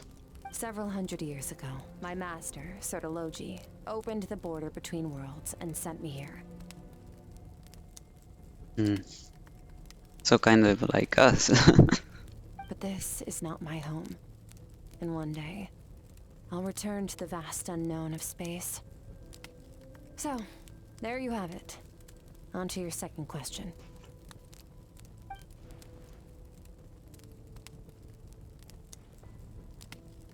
What is your goal in coming here? To become stronger. For certain reasons, I need to bridge the power gap between me and my master as quickly as possible. But first, I need to understand the source of his strength. To do that, I need to follow in his footsteps. Walk the path he once walked. And somewhere along the way, I'll find out how to defeat him. That is my sole focus and purpose. Okay. You have one question remaining. Skirk's goal is to defeat the Foul. I can hear how serious this is for her. I wonder what those certain reasons could be. But given how quickly she blazed through that answer, I doubt she wants to talk about it. I have one question left. What should I ask? You make it sound so easy. Ever since the incident I experienced there, I've never stopped searching for Master Skirk and that unknown abyss. But it's been years now, and I've still found nothing. Huh. Maybe I should take this opportunity to get Child some answers. Well, your last question? You know Child is looking for you, right? Are you going to let him see you? Ajax. His situation is different than yours. Before you ever crossed paths with me, you'd already encountered many formidable people, studied their techniques, and developed your own skill set. Yeah, you found him when he was 14. He had no clue about the world. So, during your training, all I had to do was build upon that foundation. But Ajax was so young when he came to me. A complete blank canvas. Children can't help but imitate their role models. In the long run, that would only hinder his growth. Once Ajax has enough strength in his own right, I will allow us to meet again. Until then, let that motivate him to reach his full potential. That was a calm and calculated answer. It's like she was talking about something entirely mundane. I don't know why, but I'm not buying it. She makes it sound like the decision has everything to do with Child and nothing to do with her. But what does she actually feel about it? The abyss is completely silent. This domain must get lonely after a while. Not to mention, she said it's been hundreds of years since you arrived in Tevat, and even longer than that if you account for how slowly time passes here. Unlike you, I have no desire to establish a connection with the world. The weak and the lowly have no right to remember me. They're lucky they only have a few missing memories to show for it. In all that time, she never established a connection with this world. Was it really just because she looks down on the weak? I doubt she'd give me a straight answer if I asked. Besides, I already used up my 3 questions. She was happy to give me cold hard facts. But I still feel like I haven't heard her true voice. Wake up your companion. It's time to go. Oh, and everything I just told you. Best keep it a secret from her as well. Why she's sucking on her thumb. You're not 5, Paimon.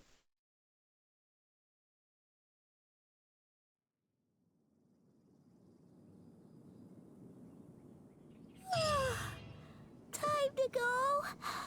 Oh, finally. Where are we headed? Just follow me. I'll open an abyssal rift close to the culprit's location. It will take us to where he's hiding.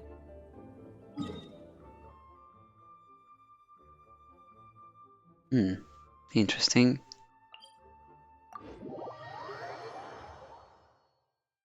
That's not what I expected the location would be.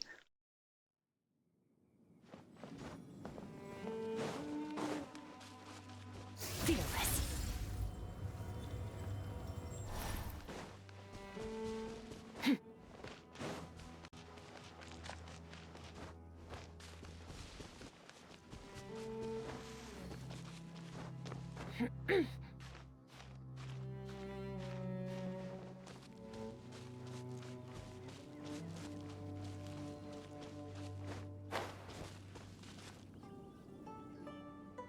Wait, this is near the chasm, right? Yes. If we enter from here, we'll be able to reach that place from your dream. You have some experience with abyssal domains by now, but still, this is someone else's territory. Best to proceed with caution. Don't worry, Paimon's an expert at hiding behind other people for safety. Oh, but, that means you need to stay safe, traveler. I will. Let's teach this thief a lesson. Alright.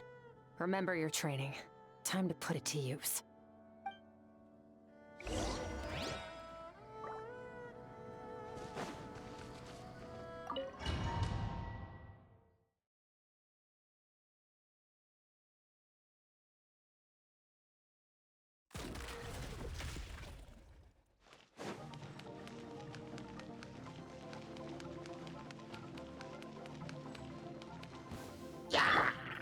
Water jet!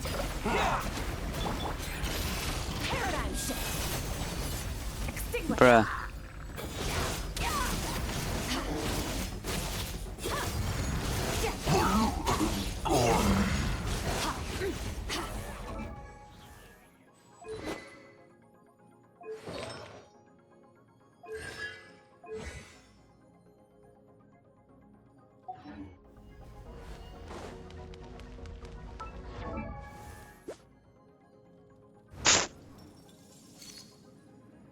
I have way more crit damage on her. And about the same attack. Sure, she doesn't have her talents maxed. Yep. You know what? Paimon's just gonna float behind you. Come on, you got this. Water jet! Surge! Power. Hey, what are you two doing here?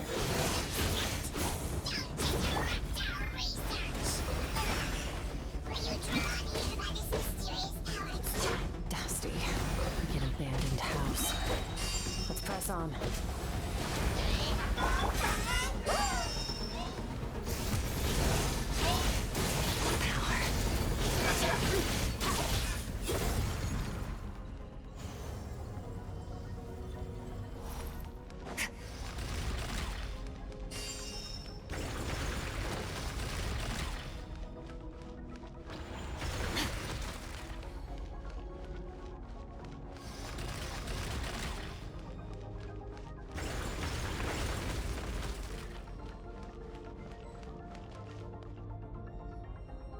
Oh, looks like this is a dead end.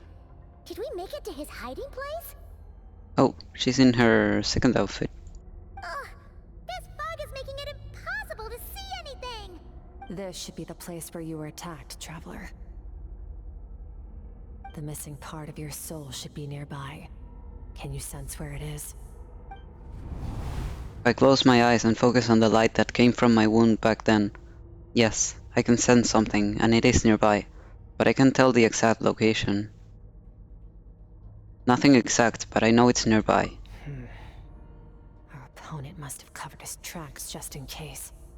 Otherwise, you should have sensed it much more strongly. Hold on, look! The spikes are back! Stay calm. Let's hold back a little. Give our enemy some wiggle room so we can see what we're dealing with. If you're too reckless, we might be playing right into his hands. Our enemy took part of your soul for a reason. It's likely he integrated it into his attack somehow. If we're smart about this, we can track it down.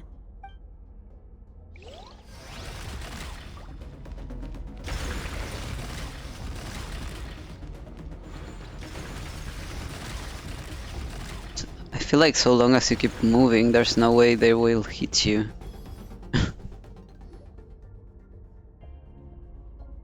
They just go to where you were standing.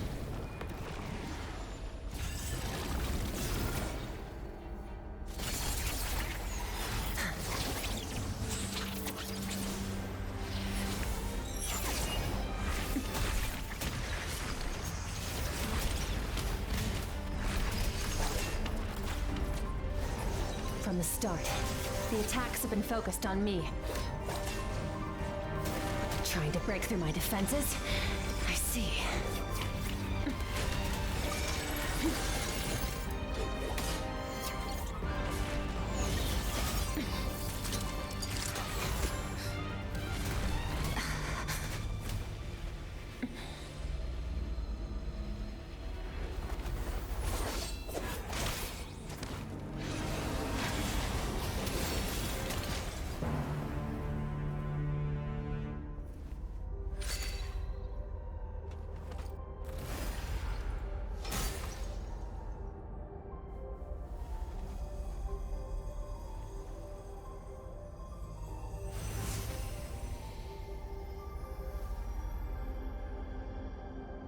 There.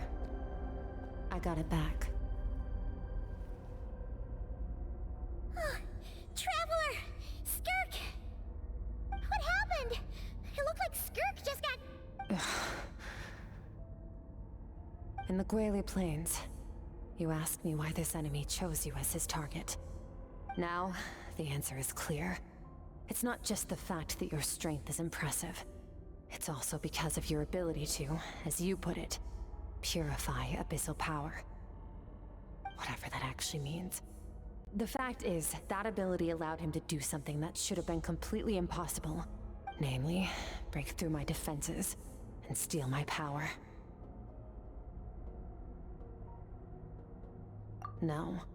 He couldn't have known I'd come to his domain.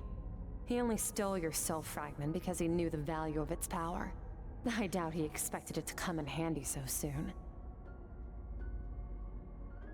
Call it fate if you want. I believe that's the term they use in this world for arbitrary coincidences like this. In any case, it works to our advantage. Once I realized what he was using that power for, it gave me the chance to get back what you lost. I'll cope. Well, done gorging? Good. Time to answer some questions. How did you get the power of the all-devouring narwhal? The all-devouring narwhal? Oh, of course! Paimon knew that spike thing looked familiar. It looks just like that narwhal's horn! I highly doubt you acquired that power through your own strength. Tell me I'm wrong. You're desperate enough to scour the land for god remains and whatever vestiges of power you can find. That alone proves you wouldn't be able to defeat a creature like that. Which leaves one possibility. You know my master, the Foul, Sertologi. The Foul? Who dares call him foul?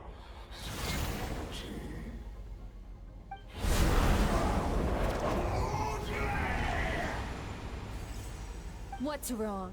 Bit off more power than you can chew? You're struggling to hold a basic conversation. Just a little longer. I'm still...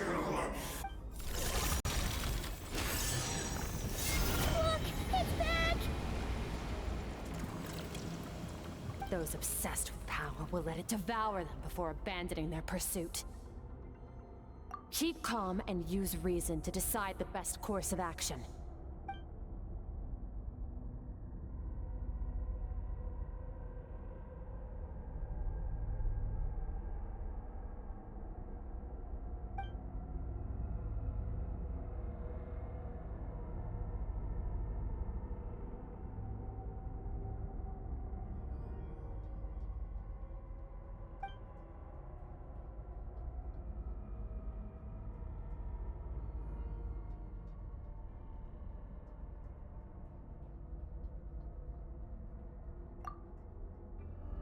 Wise decision.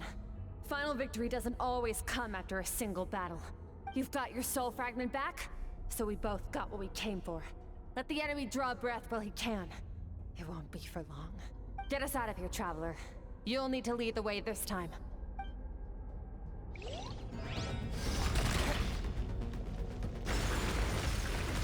Skirk, is your shoulder gonna be okay?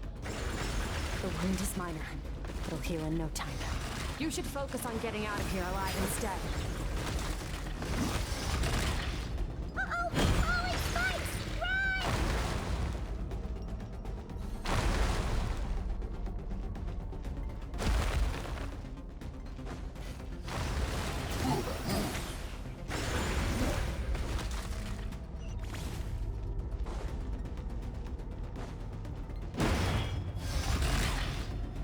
Watch out! Looks like this place is about to collapse!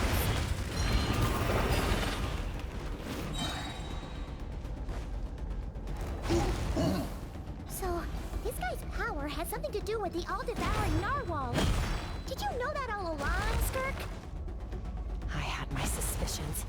That's why I decided to investigate in the first place. But suspicions only get you so far. I needed to verify it for myself.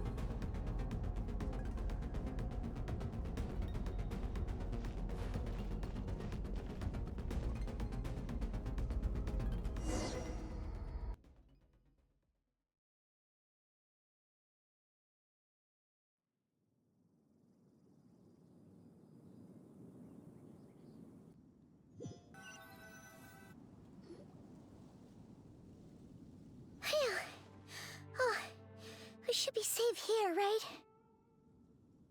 Oh my god. I muted myself some time ago to cough, and I forgot to unmute. I've been speaking into the void this whole time. Yikes. I no longer sense his presence. Can't have followed us out of that abyssal domain. Weaklings like him will find that my power is not so easily controlled. He won't be leaving that place until he's managed to digest it. The all-devouring narwhal, with its power, he even managed to steal from you of all people. You seem surprised. I suppose that's fair. You've seen but a fraction of what that whale is capable of. That gaping maw could swallow a planet whole. It's called the all-devouring narwhal for a reason. Devouring is what it does best. It can extract power from anything, dead or alive, as long as it manages to make physical contact. You have very interesting eyes. Yeah.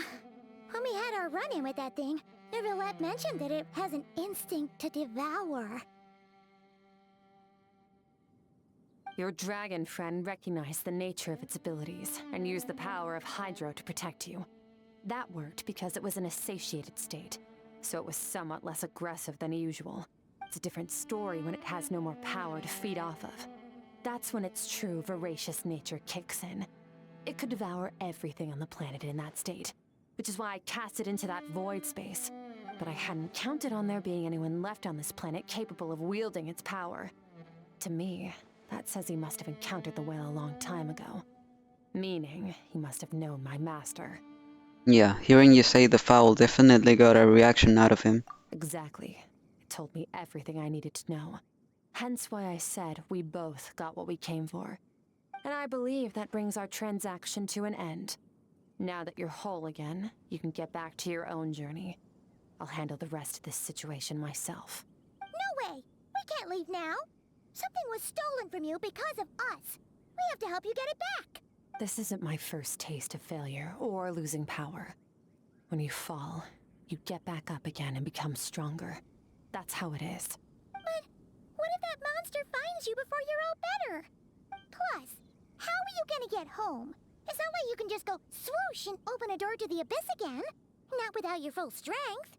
So, sticking with us for the time being doesn't sound so bad, does it? It's not out of pity. You said I don't want to be in your debt. Well, I still am. Fair enough. Then take this. What is it? A bag of Mora. Nothing in this world is free. I know that much. I'll leave the planning to you. Hurry up and decide where to go. We shouldn't linger.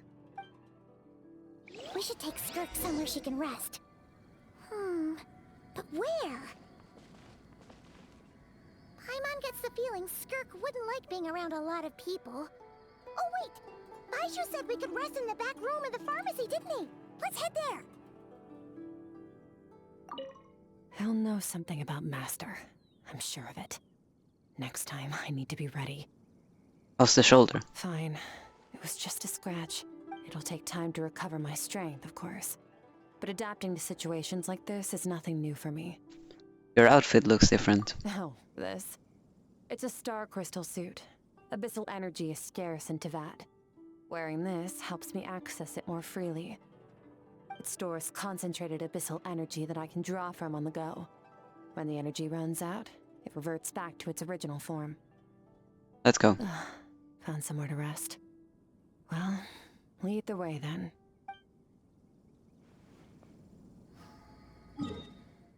We could just go into my Serenity pod, but... oh well.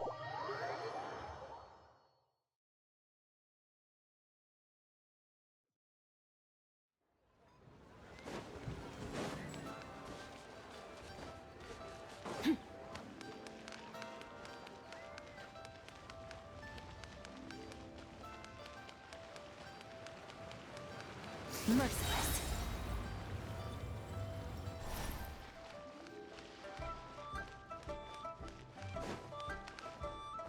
Please,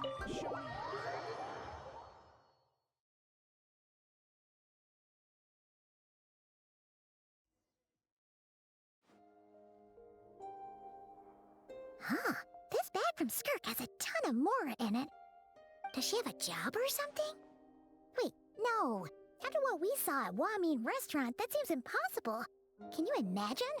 It would go something like, I'll be collecting my paycheck now, boss. Oh, sure thing. Wait, who are you? Have we met? Can't hold a job if you make everyone forget about you. So, what did you do to get all this Mora? Claimed some buried treasure, took care of a few monsters that were causing trouble. Nothing untoward. It's safe to use. Ah! You heard all that? A sonorous voice like yours is hard to miss. I wouldn't be surprised if the sound of it traveled to the nearest mountaintop. Then, did you by chance happen to hear Paimon's little, joke earlier? You mean when you called me Frosty the Lavender Melon? Guess you did, huh? No. Sorry. Paimon totally misspoke just now. She didn't say that at all. It was, a Paimon lookalike. Yeah, she's a piece of work, that one. Always impersonating Paimon and giving people weird nicknames. Okay, fine. The truth is, Paimon didn't like you all that much at the start. But things are different now. You helped the Traveler in a big way, so... What do you say? Friends? I noticed there was only one bed. Go ahead and get some rest. Wait, what about you? I don't get tired, and I don't need rest. I'm going to practice my sword work. That should help me regain some strength. But your shoulder... Hey, don't just leave! Whatever. Let her tire herself out. She'll come back eventually. Let's get some sleep, Traveler. That comfy bed is calling, Paimon.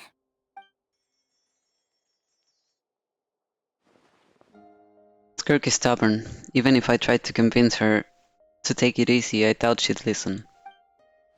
Paimon is right. Skirk will stop and just take a break when she gets tired. I hope. I should just get some sleep.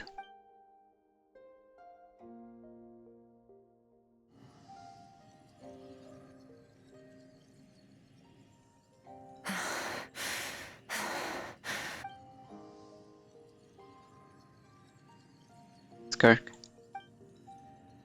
Of course, she's acting like she didn't just get stabbed in the shoulder. Huh. Something seems off with her, though. Quiet. Who's she talking to? There's no one around, unless... Do you even remember how many of us perished in that fire? How many bodies were left to rot on the scorched earth? Yet you alone live on. Keep your gaze fixed on your blade. You don't deserve to rest. Run, Skirk, run! Only death awaits us here. Keep running, and don't ever look back. Right. In that dream I witnessed, Skirk was training alone, but there were disembodied bodies talking to her. Voices, I mean. Not bodies. Disembodied bodies doesn't make any sense. One of them mentioned the fire. I wonder what happened exactly. If only she could just talk to us.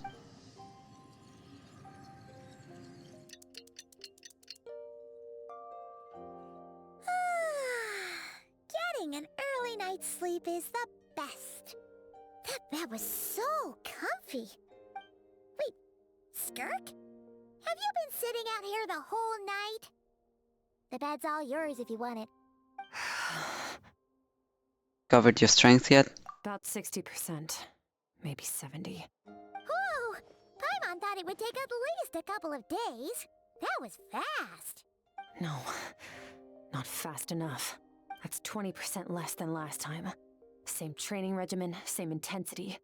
Nothing felt different, but somehow the outcome fell short. Maybe it's because of the spike that stabbed you? No, I think the problem's with me. I need to meditate for the next 2 days. Deep introspection should help me find the issue. Ooh, sounds intense. We'll watch over you in the meantime, then. Thanks. See you in 2 days.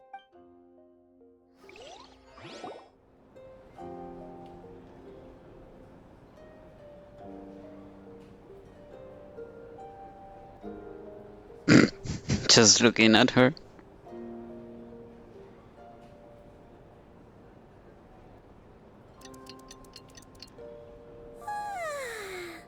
Morning! Skirk is still meditating, huh? It's been 2 days already. Shouldn't she be awake by now? No idea, maybe it's not going too well. Paimon can't think of anything we can do to help. Oh wait! Breakfast! That's it! Paimon will go get breakfast! Skirk is gonna be starving when she wakes up. Be right back.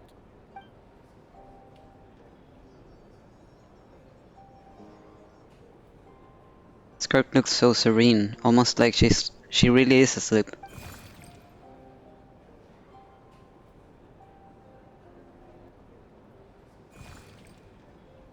You again, what are you doing here?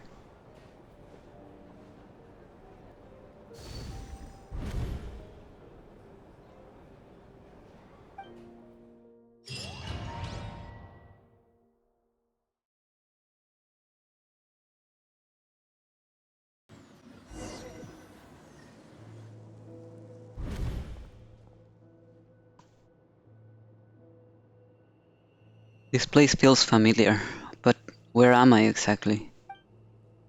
There are towering cliffs, withered trees, and a strange river flowing from the horizon all the way here, but it's broken up several times along the way, with a waterfall at each breaking point. On closer inspection, the color of the water is changing. The closer I get to the lower portion, the darker it becomes, almost as if...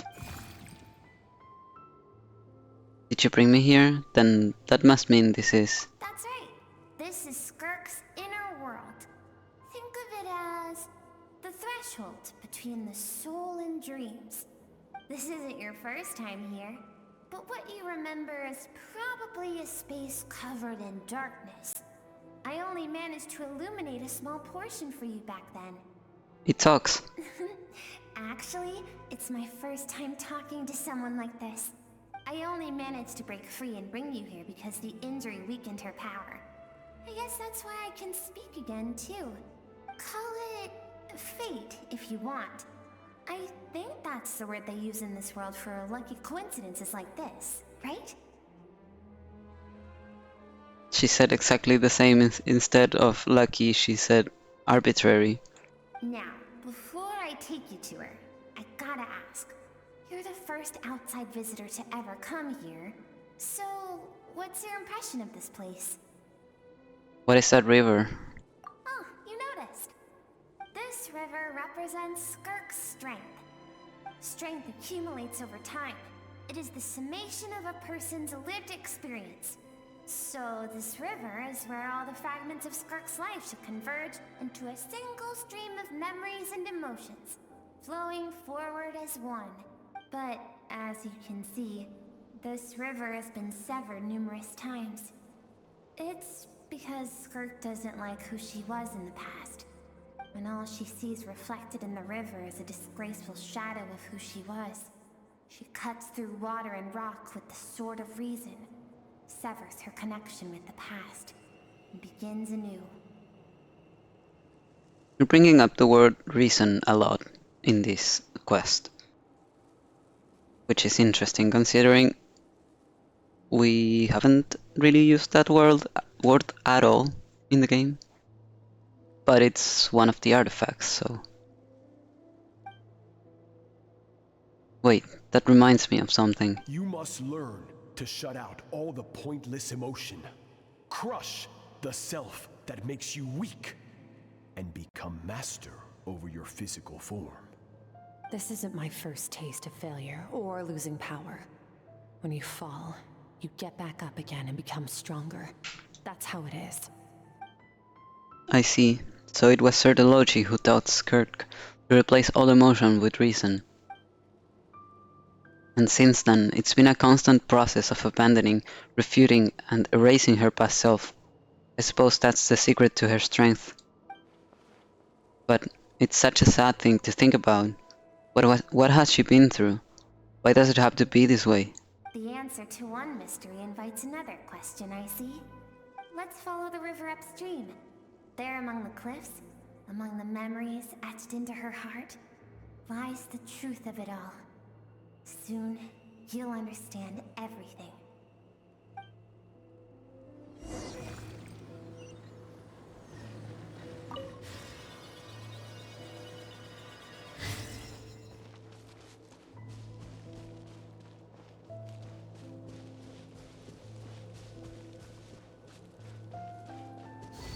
This is very in khaenri'ah vibes. This looks like a coastline. Huh. I recognize the drawing on the sand, excuse me? She's been here since the beginning? Since we... What? Wait, isn't that the picture I drew for Paimon? Why is it showing up in Skirk's memories? I've always thought that, even when falling leaves don't come from the same tree, they can still form bonds of kinship when they meet. Like meteors. You both made a journey through the stars. Both travelers who have landed on a planet that is not your home. Yet, when she first noticed your presence, although she hesitated for a moment, she still chose to walk away, indifferent as ever. Why? If I think about it, it's not surprising at all. After what happened at one main restaurant, it's obvious she prefers to disappear from other people's lives. She hasn't seen Child in years either. I doubt she's ever made a connection with this world of her own volition. What I'm seeing now is a microcosm of her entire life. Seems like you've answered your own question. Skirk sees herself as a trespasser in this world. She's made a conscious choice to avoid altering its path. But the reason for that decision stems from events much earlier on in her life. Let's keep going. It's still a long way to the source of the river.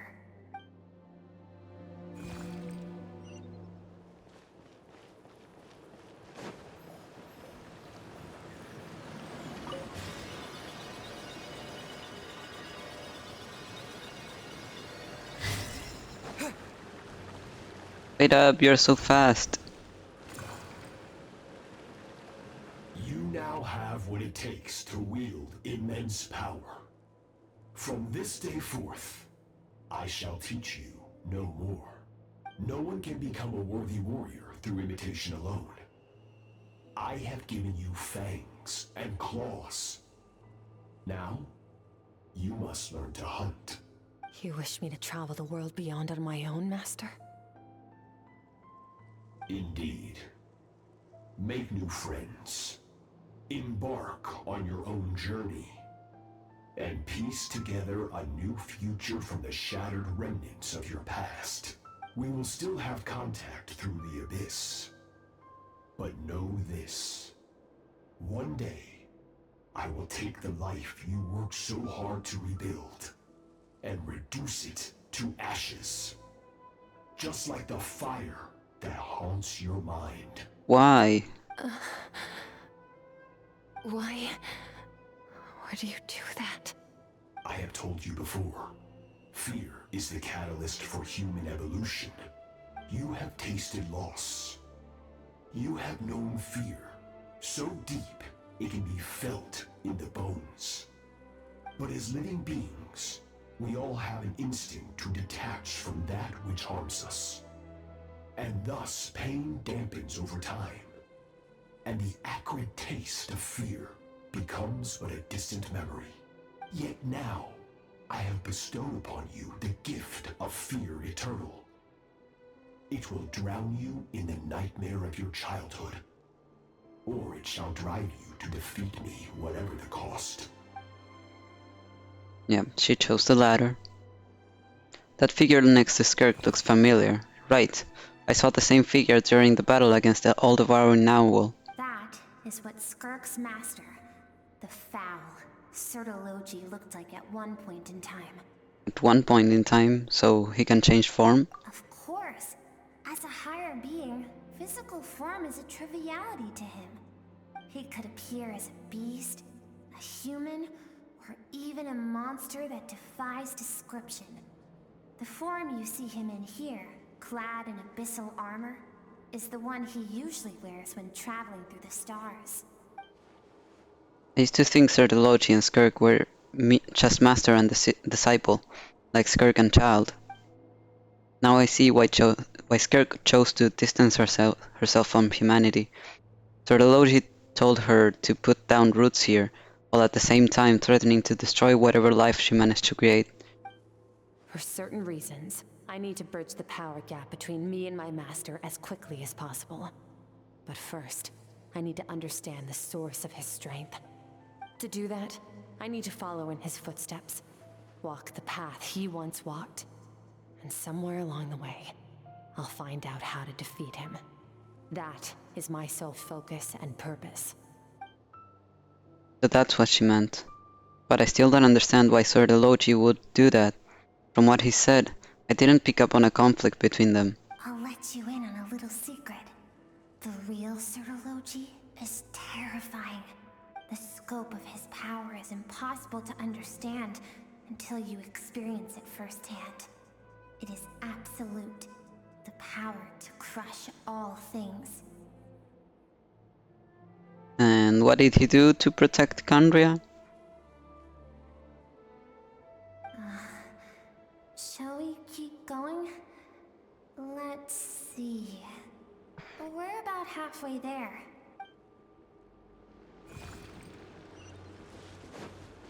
Nothing. The answer is nothing.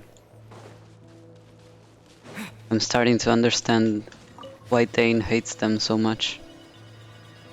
The Five Sinners, I mean. They really have access to so much power. Why didn't they even try to defend khaenri'ah? This must be Skirk when she was a kid. We've made it quite a ways already. This is Skirk, when she first began training under Serdology. I have set your broken wrist. Tomorrow, you're to train twice as hard. No tears this time. Good. Attempting to garner sympathy through tears is a habit of the weak. A pitiful, useless ploy. Can I ask a question, Master? Why did you save me? I keep thinking, maybe it would be better if I had died. I wouldn't be haunted by that fire all the time. I wouldn't have to go on like this. I saved you because I have a plan for you. It has been too long since I fought a battle that demanded my full strength, and I hunger for it. Every so-called genius and prodigy I have faced has crumbled like sand underfoot. Before me, even fate bends the knee. So, I will teach you everything I know. Train you by whatever means necessary, in the hope that one day, you might surprise me. But I don't want to draw my sword against you, Master. What you want matters little. Among the boundless sea of stars, the cries of the weak are but faint murmurs that disappear into the void. You of all people know that well. Yes, Master. From that day forward, all she knew was grueling training, emptiness, and fatigue. After some time, her talent bloomed, and she gained control over her emotions, like her master. It was not that human emotion disappeared from her heart, but that reason came to dictate all she was allowed to feel. I suppose it was at this point that she became the Skirk you know today. So, Serdology saved Skirk from a disaster when she was a child, never even tried to hide his ulterior motive. I suppose that leaves one final mystery. What really happened with the disaster back then? Serdology's final words to Skirk were cold and cruel, but Skirk's reaction made it seem like it was a truth she knew all too well. I have a feeling it all comes back to what happened back then. We're nearly there. I almost don't want to reach the end. Well, shall we? This is the final stretch.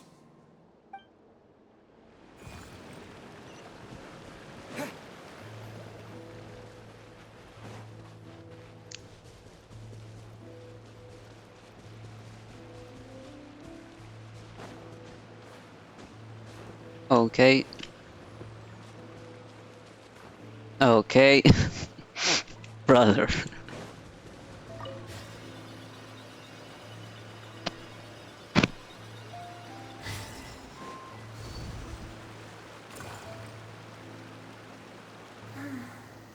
These are Skirk's happiest memories.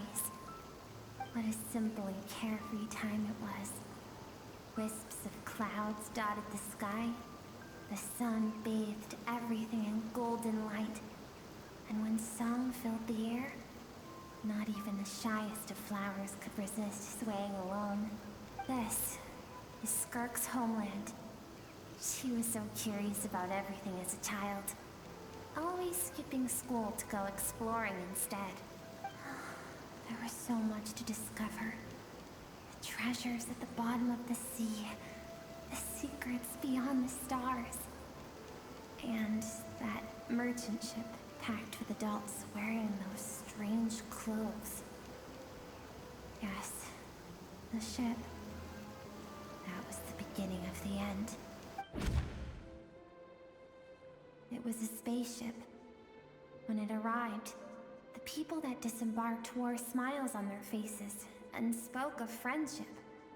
They claimed to be merchants from a neighboring planet, looking to establish trade.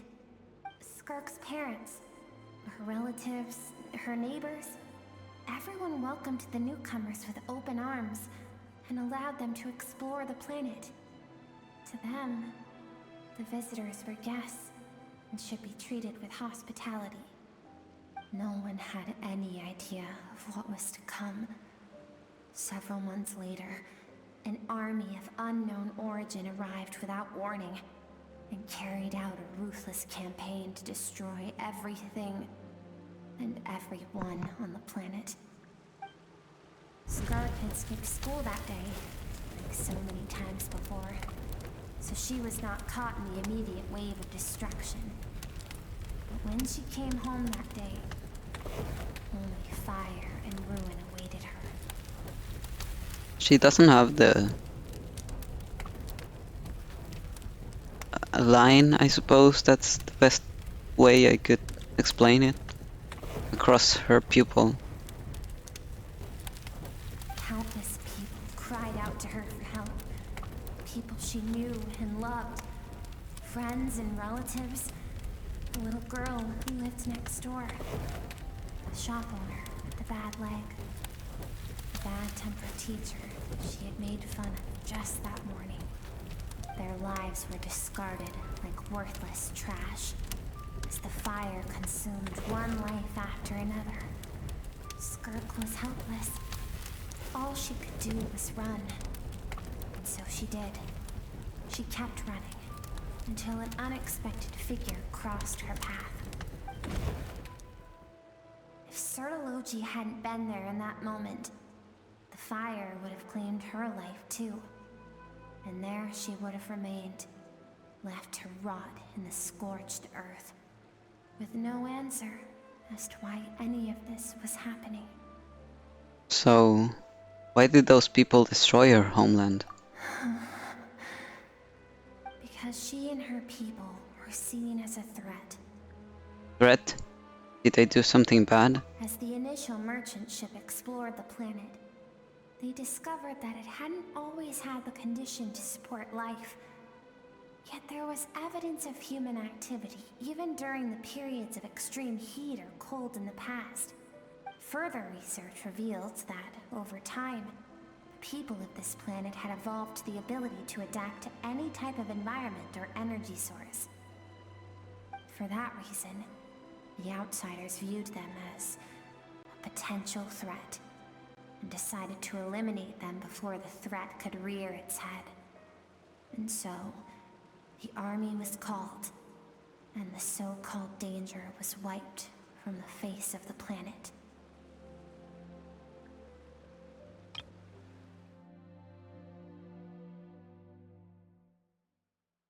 This reminds me of the dragons of Tivat.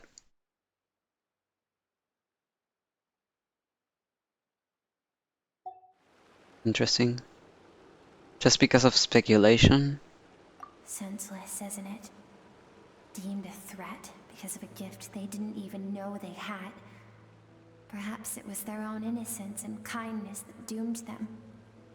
But in the end, that was lost to the blaze as well. If those with power get to decide good and evil, then all you can trust in is the sword in your hand. And so, before death could claim her, she ran. She ran and never stopped. Now I see why Sir Delochi's threat is such a terrifying prospect for her, and now I see why she distances herself from the world. No one wants to relive their most painful moments. Well, that brings us to the end of the story. This is as far as we can go. Skirk is waiting over there. For both of us. Let's go to her. It's time to fulfill my purpose. And my greatest wish over all these years.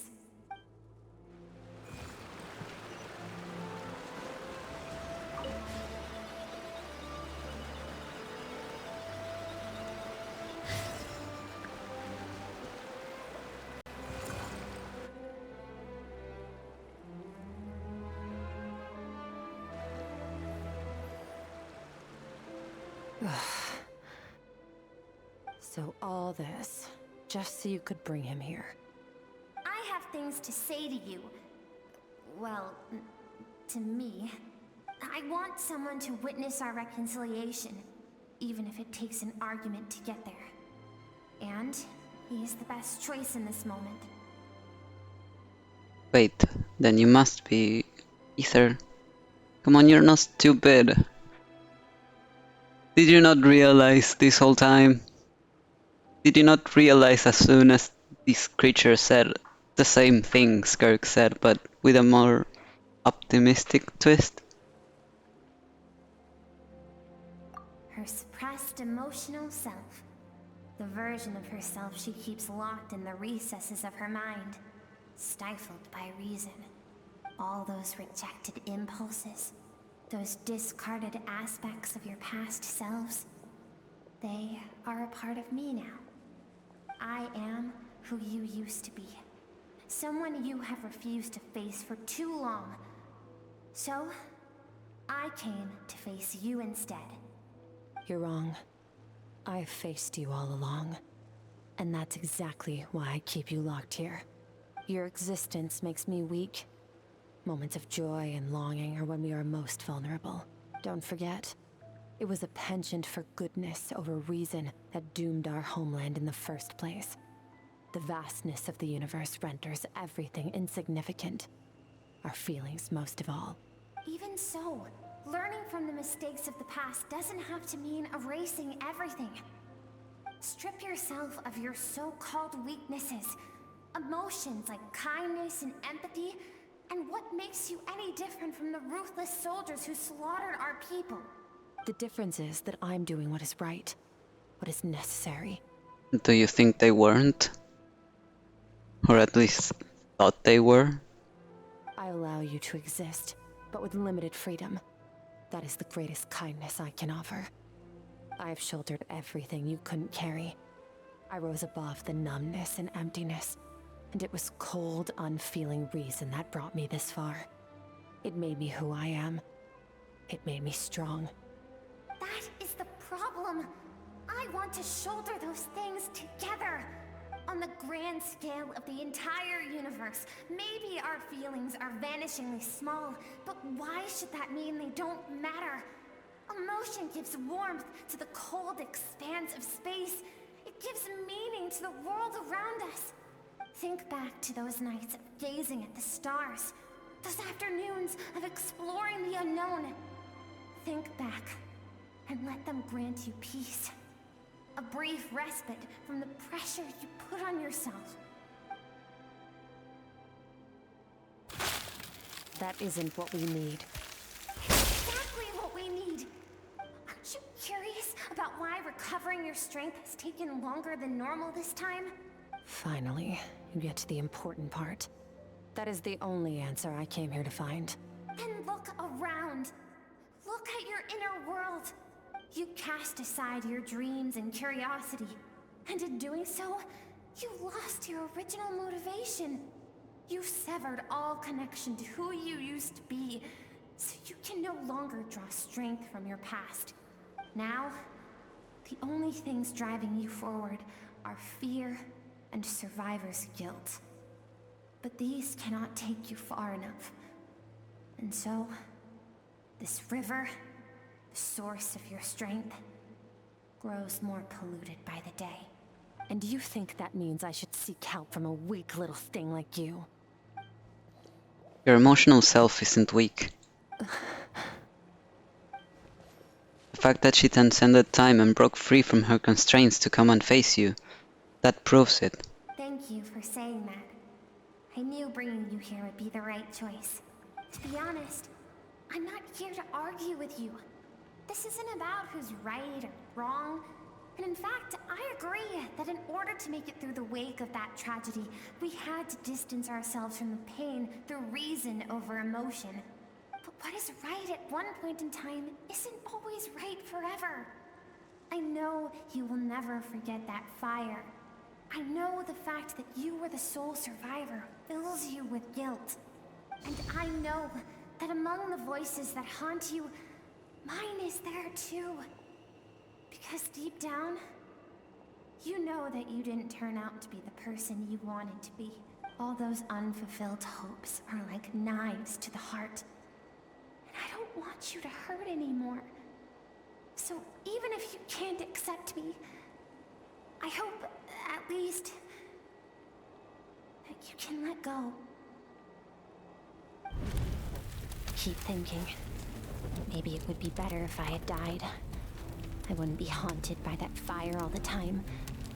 I wouldn't have to go on like this.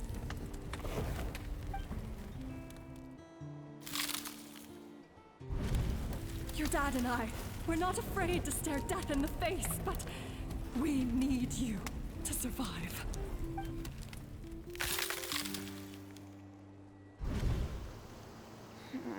I'm sick of being a kid. There's so many amazing things out there. And I'm ready to see them all.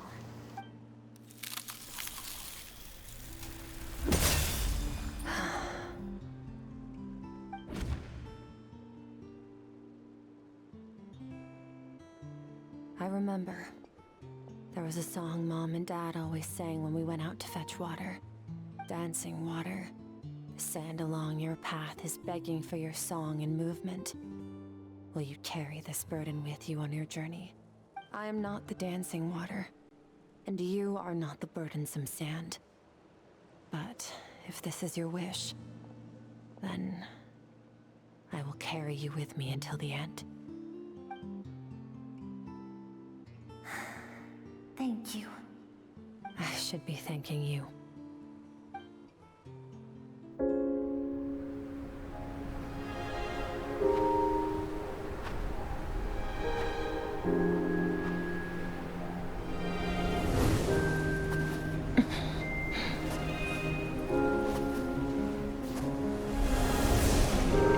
Run, Skirk, run!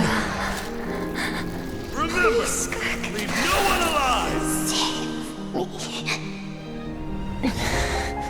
Heed my words, Skirk. Let fear take root in your soul. Did you survive? Why was it only you? Skirk, did you become a positive light in this world?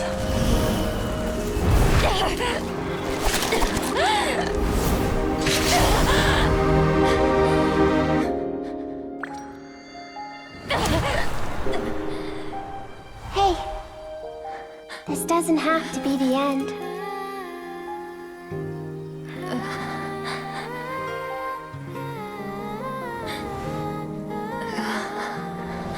Life is a gift. Don't let darkness claim it.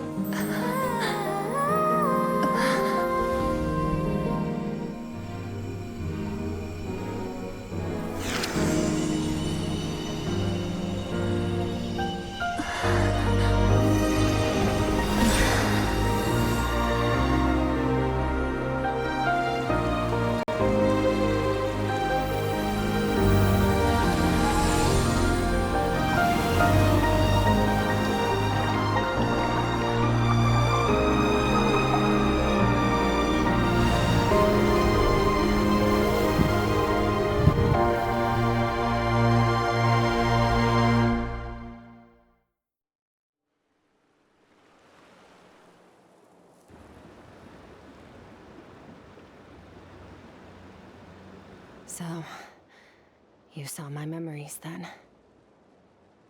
I once asked my master if survival of the strongest was the law of the universe.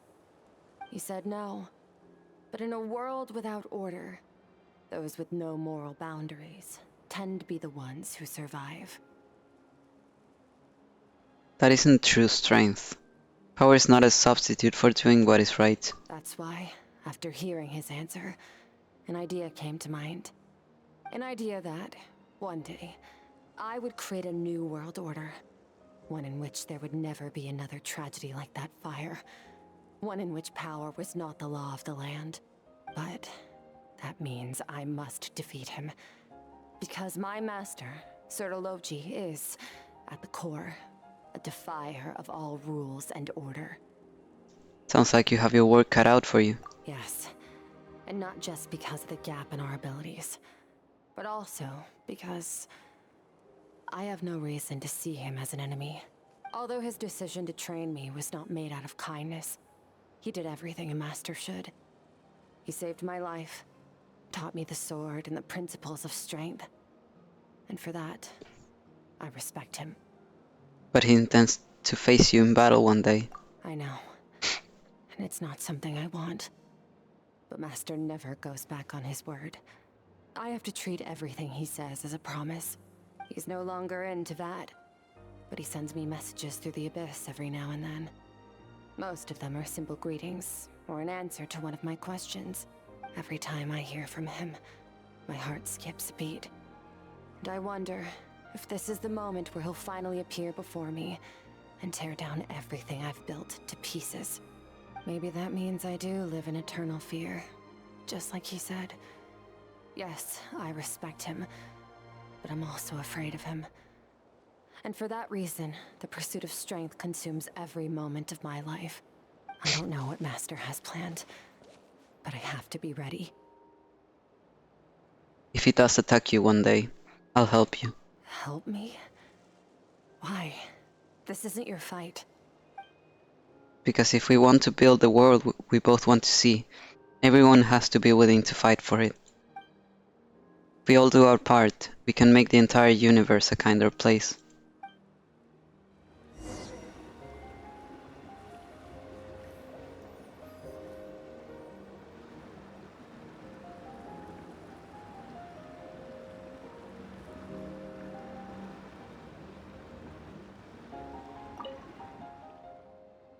Skirk gazes into the distant sky. There's nothing else to do here. Should I leave?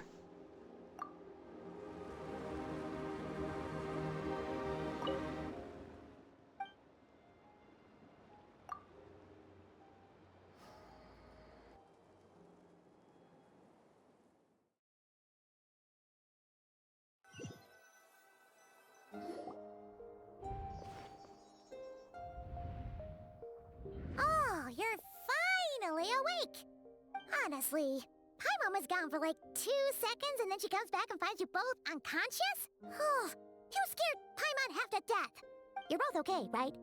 What does it look like? You look stronger than ever. Only water from the source can cleanse the rot and filth that flows from the past into the future. I taught you to incorporate the experiences from your journey into how you fight. I suppose what happened today will become an inseparable part of who I am. Okay, so Paimon feels like she's missing some important context. But whatever. Paimon brought back tons of delicious snacks! Let's dig in! The three of you enjoy the snacks. Alright, it's about time we finished what we started. We're gonna deal with this thief for good, right? Finally, let's show him what we're made of. I'm not going to tell you to hold back, but having digested even more power in the meantime, he's going to be tougher than before. The good news is, we have no reason to pull our punches this time. So, let's go. Same place as last time.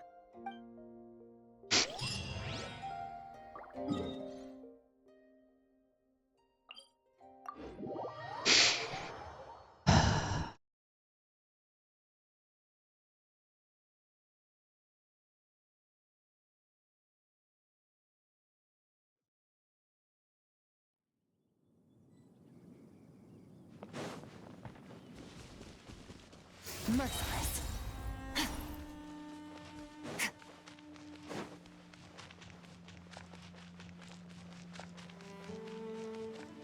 Merciless.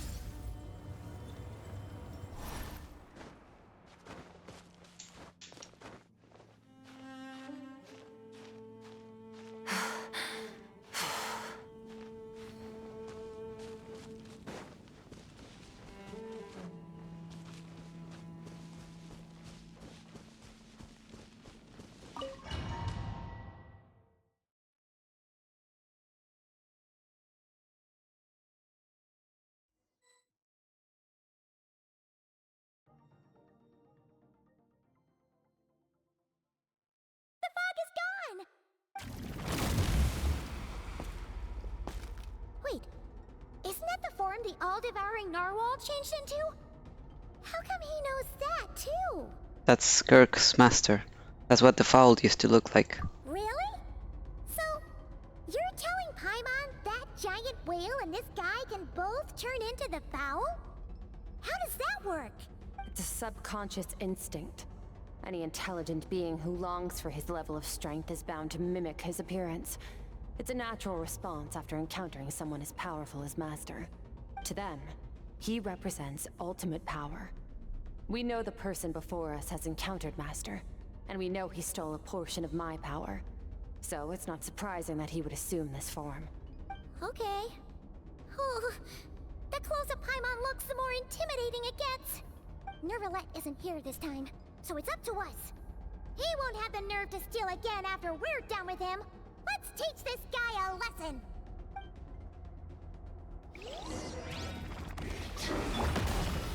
Walk away! Go! Extinguish! Mine to wield.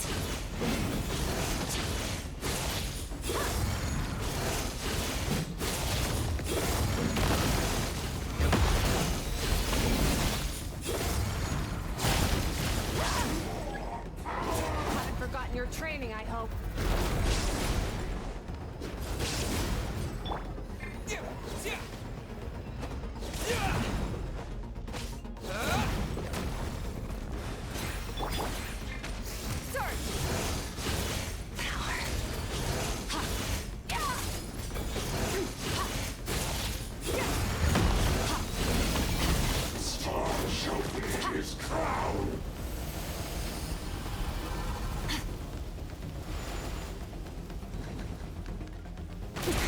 That's more like it.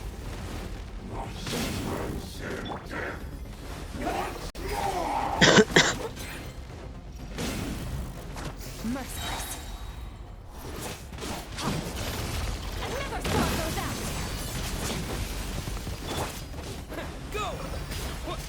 Yeah! Wipe out! Water jet!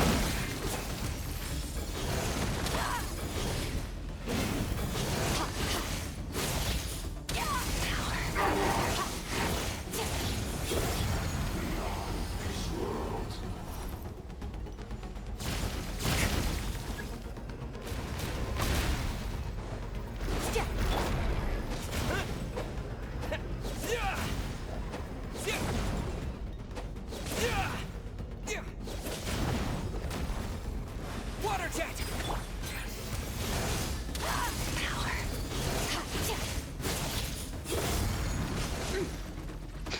Phew.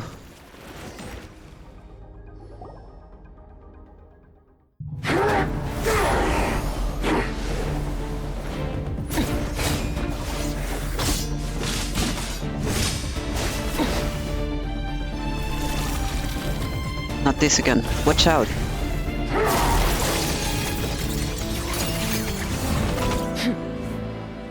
Haven't had enough of my power.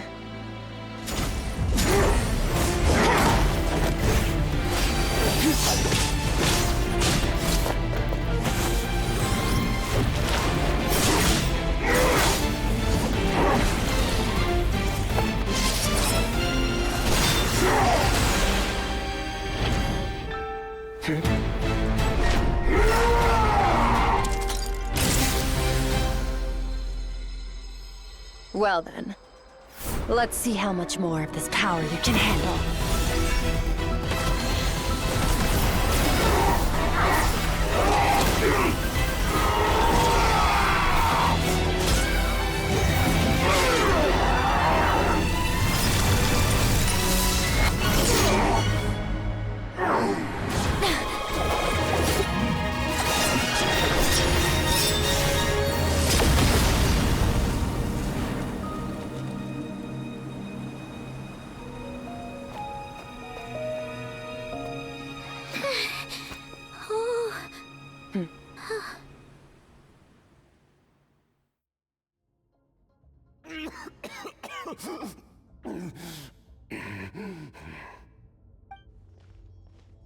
Well, khaenri'ah. come to your senses. You saw that my body was at its limit. So, you deliberately channeled your power into me, knowing that it would destroy my shell from within. Such power, such keen battle instincts. So you must be... Skirk, Sertologi's disciple. How long has it been? How long has he been away from Tevat? Hundreds of years. Hundreds? Sorry, it's a lot to take in. I should introduce myself. I am Skofnungar, a friend of your master and one of his followers. This is the first time I've heard your name, Skirk. But hundreds of years ago, I knew you existed. And I knew you would come here. Hundreds of years ago? Sounds like you and Master have quite the history. Care to tell us about it? Of course. Might as well take advantage of a clear head while I can. The story starts a long, long time ago. In Khaenri'ah. I was born into a noble family in khaenri'ah. As the eldest son, I was set to inherit our title. But I contracted an incurable illness as a child, and everyone gave up on me. I trained the sword harder than anyone else, defeated all of my peers. But it was all in vain. When other people looked at me, all I saw in their eyes was pity, or a strange glee in my misfortune. Even my parents were just waiting for me to die. Over time, my heart hardened, and I became aimless. That was the point where I met your master, Sertologi. We were similar in age, but different in background. He was born in prison, the son of criminals who had been sentenced to death. He spent his childhood wandering the streets, facing more criticism than the literary works in the Universitas Magistrorum. So it is in Khaenri'ah. Brother. This place is mentioned in one of the name cards. I think it's the one that has the 2 stars coming down. So the traveler and his sibling. And I've been wondering this whole time where this would be. Like, of course, my main 2 options were Khaenri'ah and Hyperborea. But finally, we know where it is. Finally, it's mentioned in another place that's not the name card, of course. Yet, he always wore a smile on his face, as if kindness and malice were one and the same, and he could not see the difference. I still remember what he said to me when we first met. You need to fight to survive. Even if it's a losing battle, it should light a fire under you. How can you sit back like this and go down without a fight? That does sound like something he would say. Mm-hmm. He was the first to acknowledge that I was worth something, and he inspired me to keep going. When we sparred together, it was the first time I'd actually felt the thrill of combat. When I was 10, he stole forbidden research materials and managed to cure my illness. It was like there was nothing in this world he couldn't accomplish. When it came to the human form, he was always intent on pushing the boundaries of possibility. But somewhere along the way, I fell behind. My talents were nothing compared to his. And at some point, I realized he had pulled so far ahead, I was too embarrassed to even ask him to spar. After his grand endeavor was successful, he sought me out and said to me, "This planet no longer holds anything of interest to me, so I'm leaving. But first, I have an offer. I can use a power I have just refined to break the curse of immortality for you. Your death was once what we worked so hard to prevent. But the immortality you now face is a different kind of pain altogether." I'll pass. Immortality doesn't sound so bad to me. Since I can't die, it means I have an infinite amount of time to get stronger. Maybe I'll finally catch up to you one day, and we can spar like we used to. Are you sure? I cannot say when I will return. Your body, or rather, your soul, might not be able to withstand this curse. All I can do is try. After all, a wise man once told me, people need to fight for their own survival. Wise indeed. Nevertheless, if you grow weary of the pain of immortality, and wish to experience a good sparring match before you wither away, seek out my disciple. Disciple? Never thought I'd hear that word coming from you. Nor I. But Vedifenir said I was destined to find a disciple out there in the universe, and bring her to Tibet. Yep, this was in her trip marketing? Yeah. You know as well as I, Vedifenir's prophecies are never wrong. Well, now I'm curious about who this disciple of yours will be. All Vedifenir said was that one day, the stars shall bow in her honor. Sounds pretty impressive. Of course. Only the most outstanding people would have the right to become my disciple. Still self-assured as ever, I see. But you're not wrong. I'll be leaving then. Oh, and if you are serious about getting stronger, I left you a little gift in the primordial sea. As I've said before, walk whatever path you want. Freedom means even the wicked get to make their own choices. Waiting for me in the primordial sea was the all-devouring narwhal, already beaten into submission by Sertologi. In its weakened state, I was able to cut off part of its flesh and sew it into my own heart. Brother, what are khaenri'ah's hearts? Honestly.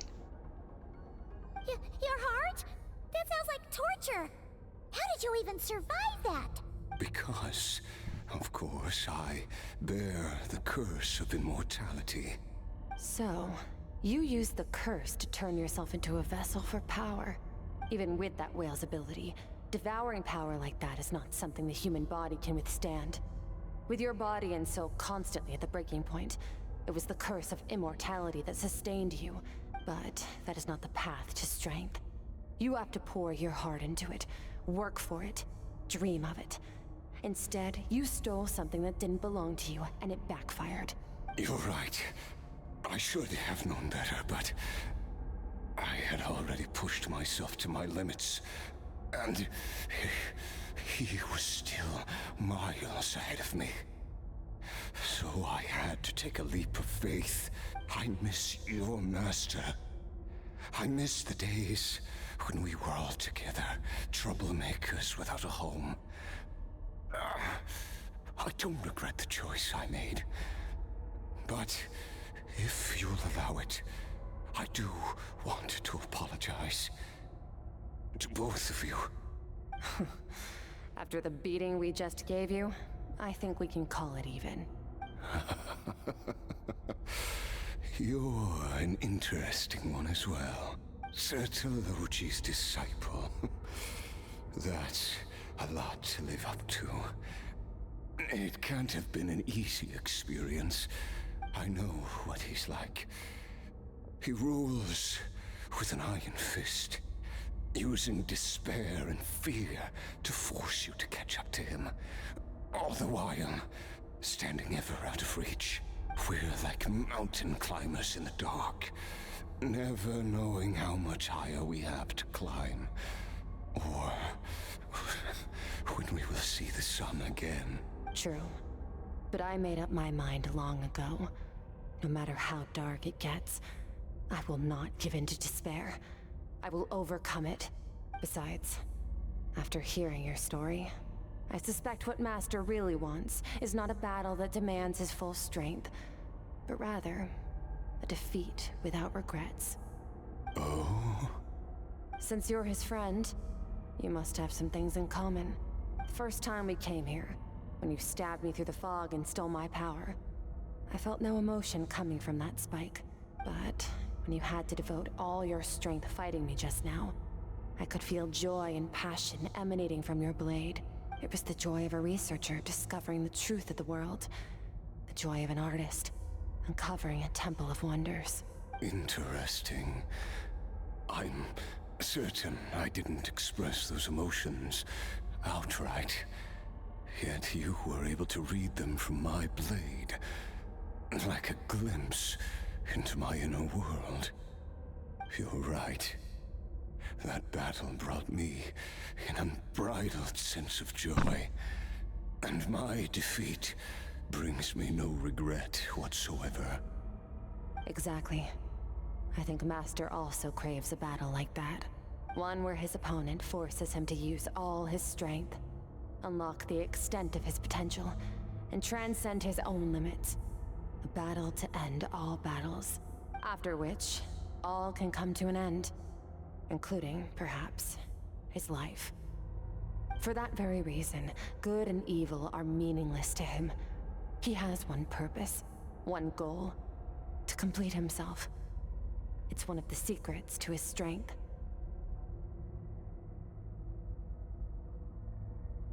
This really reminds me of Child.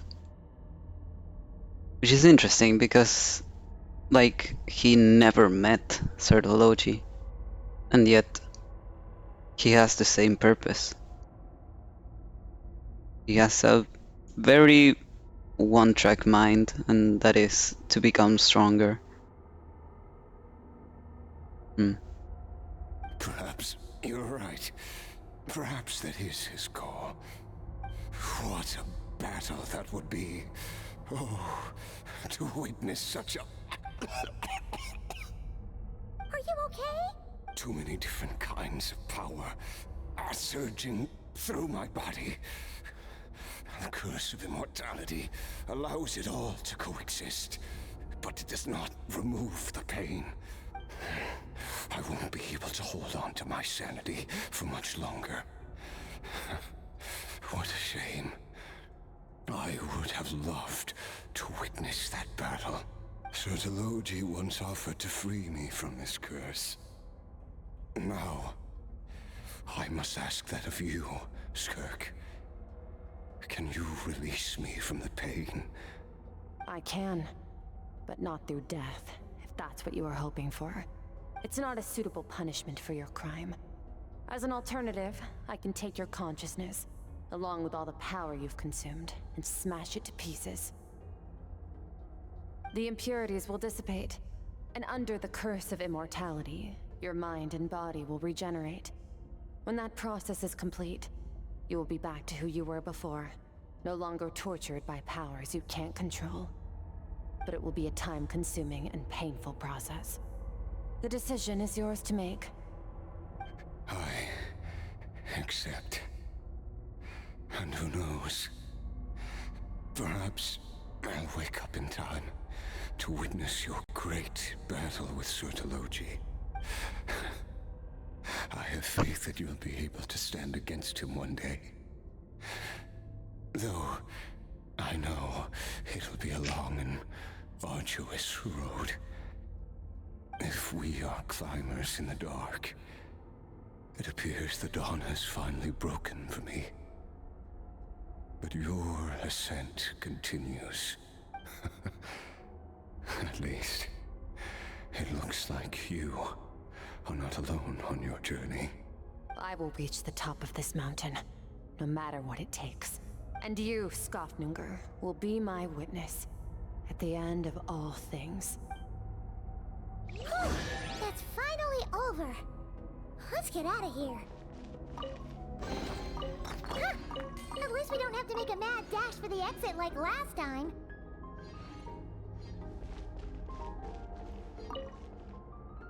Skirk gazes into the distant sky. There's nothing else to do here. Should I leave?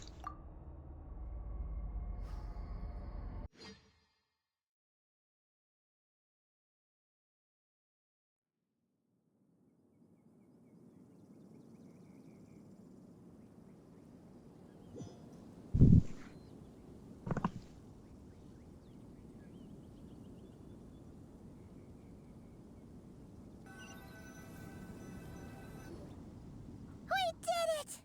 Ah, it's only been a few days, but it feels like forever. Once again, we've proved there's nothing we can't overcome. We're just that awesome. Didn't even break a sweat. Wow, you sound even more confident than usual. Guess you really have become stronger. Today sure went by fast. It's night already. Oh wait, that reminds Paimon. The stars you mentioned, the ones that died out, are they back now? I don't think that's how it works. Yes. What? The power Skirk stole has been returned. So, the stars have regained their light. Oh, so what he stole was their light, not the stars themselves. Great! Huh, it's crazy that you even noticed their light was gone.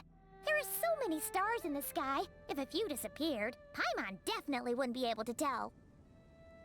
I suppose it's because I have gazed upon this sky for centuries. The false stars, hanging in the meticulously planned sky, glittering with rotten light. It's not real. And yet, it is for that very reason that I can look upon it and enjoy the momentary peace it brings. It's beautiful, I agree. I'd like to see what it's like up there. Even the most beautiful of bubbles has to burst. We will return to the real universe one day, whether of our own volition or not. Time marches ever forward. Even the innocent and naive will taste life's bitterness. Yet through hardship, we grow, until we learn to seize the sands of time for ourselves, and uncover our true strength. Though we gaze upon a false sky, its vastness and majesty is palpable. One can only wonder, what is it going to take for kindness to reign supreme in the vast expanse of the universe? Ugh, this is all going over Paimon's head. But if she knows one thing, it's that the Traveler always finds a way. Ever since we met, he has filled Paimon's days with happiness. No matter how tough things get, he always finds a way to make it better. If it's too big a job for one person, then we'll do it with two. And if two's still not enough, then three. We've met so many amazing friends, and accomplished so many amazing things. As long as we don't give up, we can make any wish come true.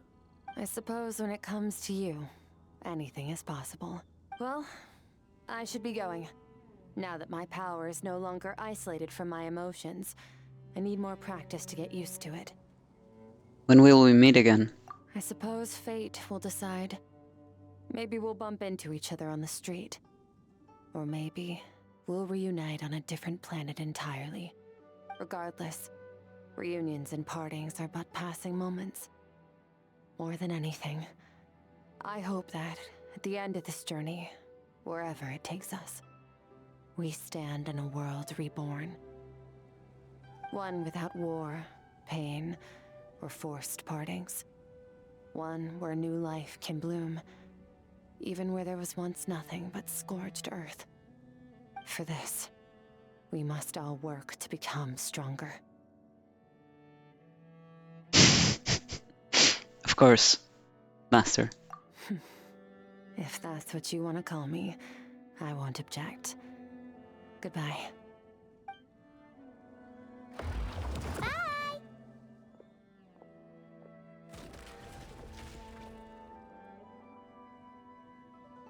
Is it just Paimon, or is she being nicer than before? We definitely count as friends after all that, don't you think? Hey, what do you think about camping here tonight? There's nothing quite like sleeping under the stars. Come tomorrow, we can continue our journey. Oh, and since Paimon treated you to that super nice meal at Wanmin Restaurant, it's about time you returned the favor.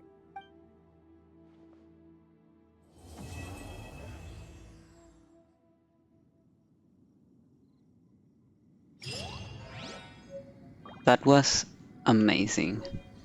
I can't believe we get to keep that.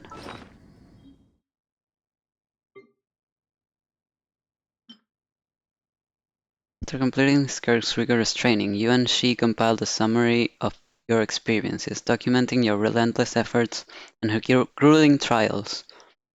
Though the training has ended, revisiting these records can still yield invaluable insights. Oh. Now I have it as a readable. Nice. Here. An abyss crystal. A gift from Skirk to you. When worn, it can be used in your sleep to dream mirror with her.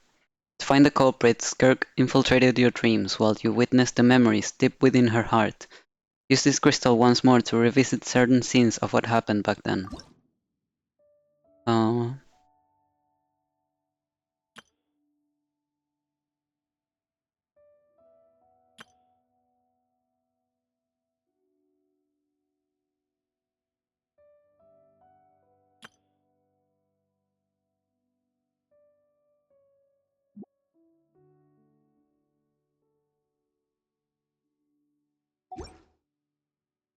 Can we get her guitar? That's crazy.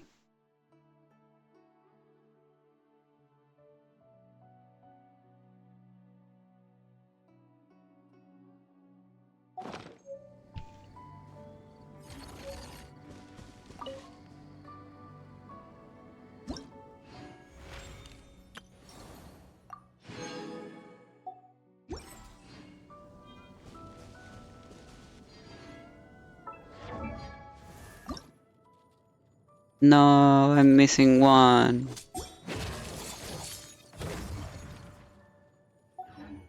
Okay, let me do one thing, because I really need to go to the bathroom.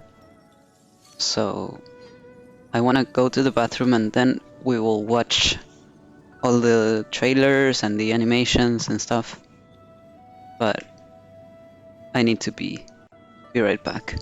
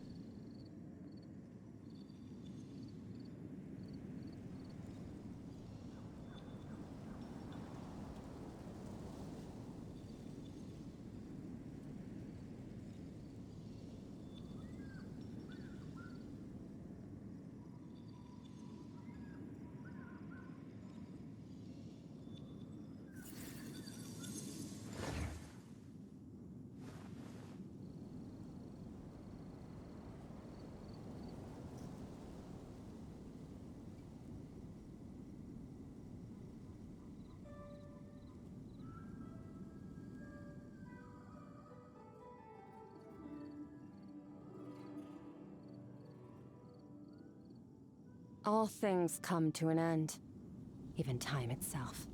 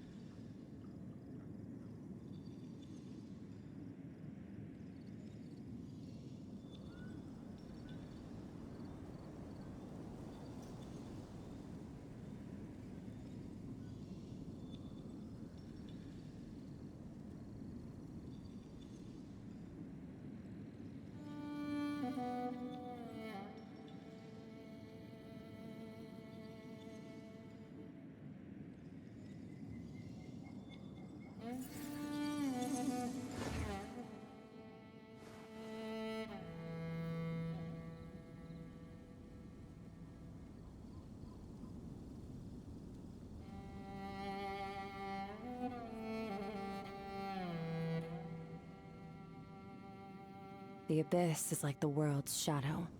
It's always there, and it will never perish.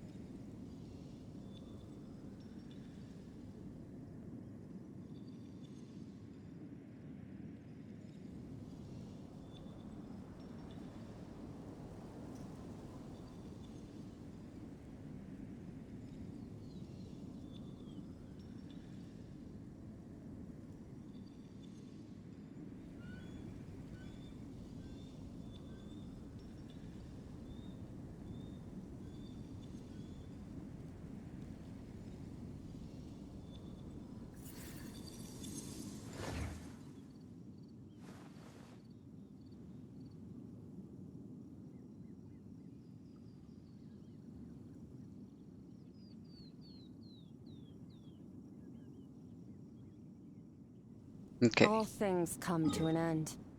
let me see one thing. Okay, 5 minutes. I can do that.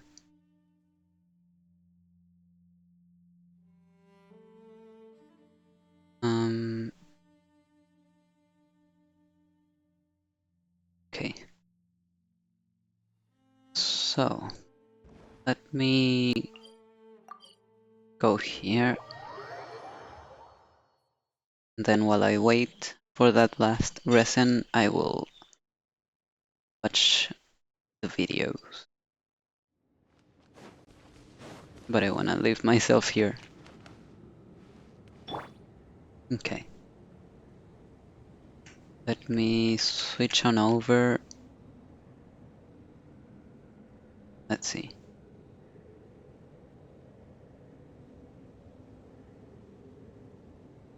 Okay.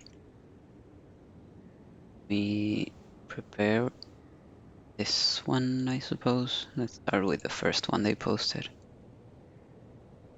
The Star Odyssey animated short.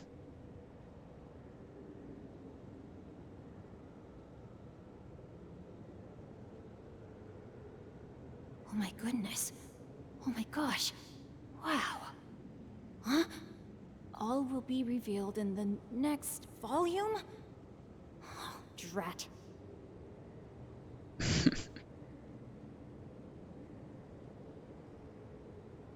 Okay. Oh, wow. What's up with this? Although I suppose it doesn't bother me. Well, no, I want to go full screen, so let me do this properly.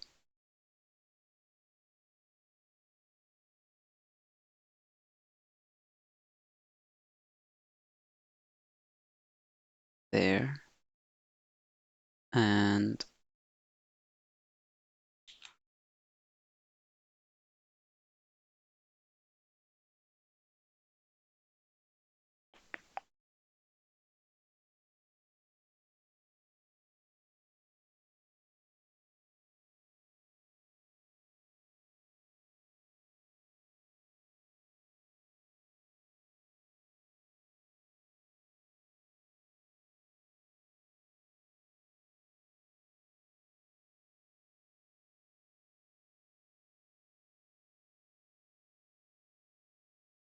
okay, some shit got frozen, but I think it's okay.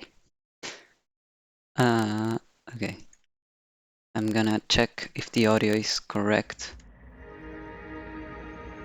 Okay, yeah, that works, I think. In any case, I can just turn it down as we go.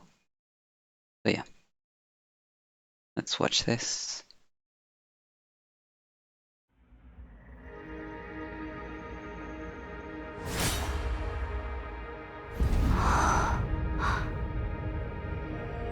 VOD では世界の外から来た世界の運命を変える者を降臨者と呼ぶ。だがお前にその資格はない。教会を開いたのは俺だからな。お前はただの密航者だ。If your long journey makes you drift too far away, and if the dust and tempting weigh you down, pulling you astray, if passing years change you somehow, let not this simple life must still be there with you now. 見て、流れ星だ。どこに落ちたんだろう。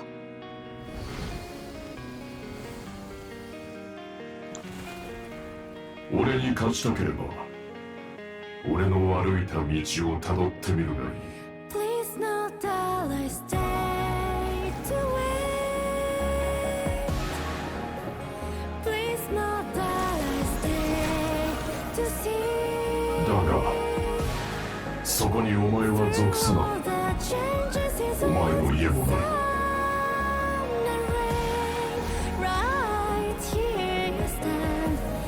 私、アリスよ。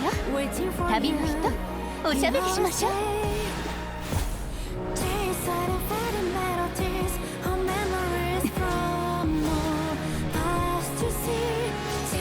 その件誰に習った？あいつはどこだ？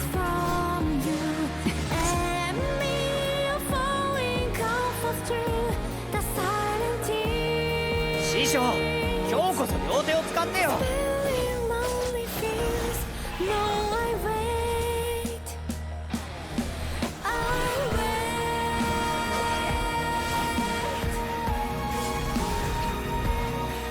I wait.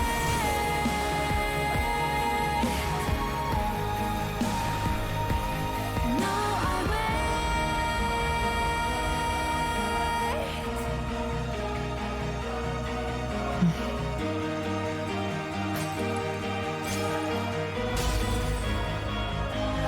wait for you.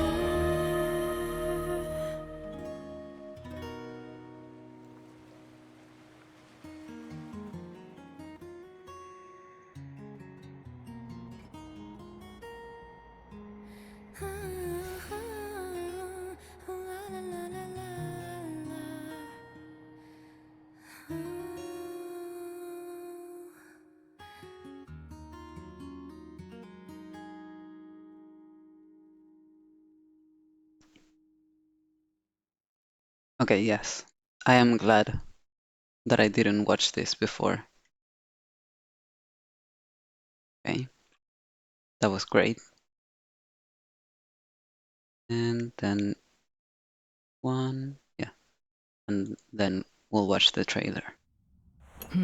スカークの行方か。手がかりはあるのかな？それが師匠は謎めいた人で。どんな人物かがわからないことにはな。そうだな。そういえば俺が卒業した日3つの質問をしていいと言われた。まずはずっと不思議だったんだけど、なんで俺を弟子にしてくれたの？お前があれを呼び覚ましたからだ。私が教えた武芸が将来役に立つだろう。もちろん生きて帰るにはもっと強くならなければならないが。すでにいろいろ習っただろ。どうやってもっと強くなればいいんだよ。まだ基礎だけだ。弓の扱いもまだ荒い。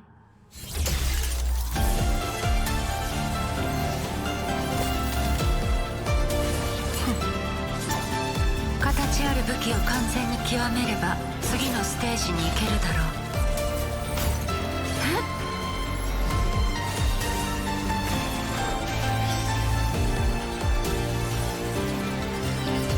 すべてを手中の刃と化し、神羅万象を自在に操るのだ。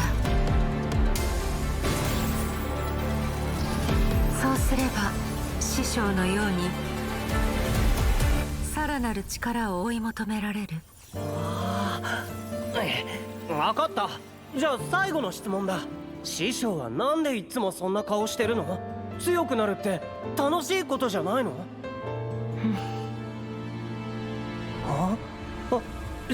師匠？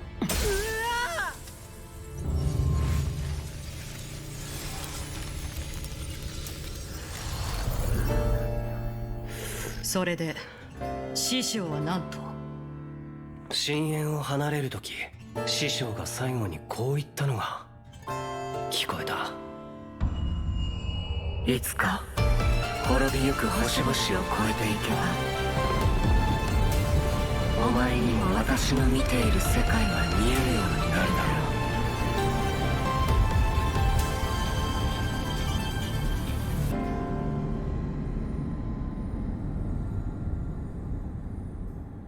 Once again, I am glad that I didn't watch this earlier. I feel it's more enjoyable with the context now. This view of the stars, it seems timeless. As if it could last forever. But all it takes is an instant for everything to come crashing down.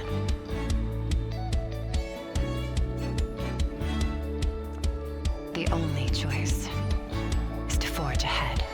Simulanka, is that?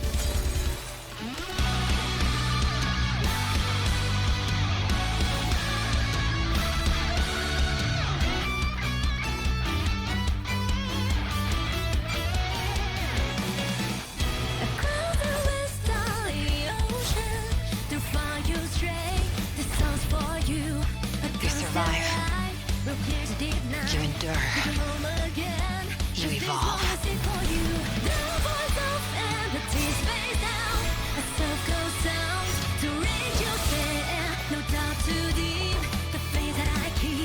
I'm waiting here for you return one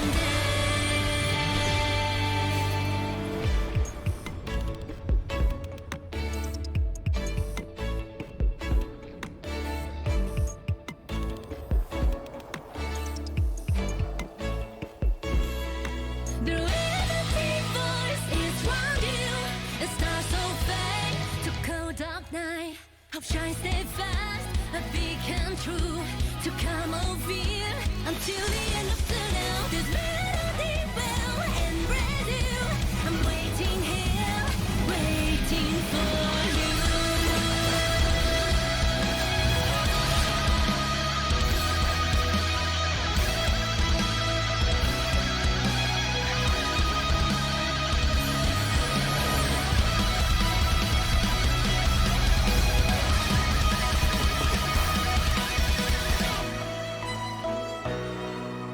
In the cold expanse of space, civilizations crumble and fade into eternal night.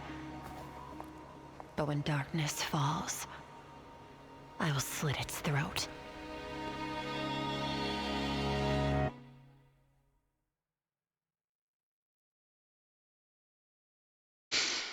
Oh man.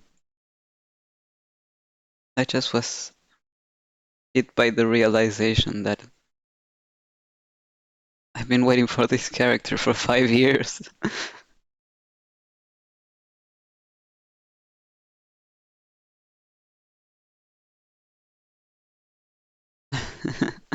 Glad to see I wasn't the only one who noticed.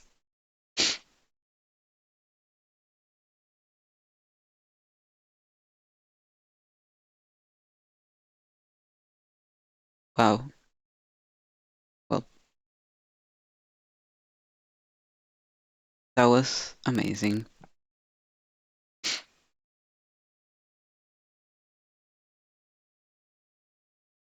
Okay.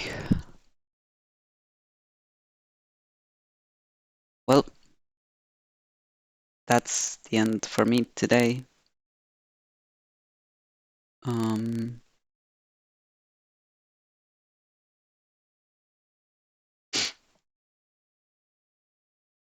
Let's see.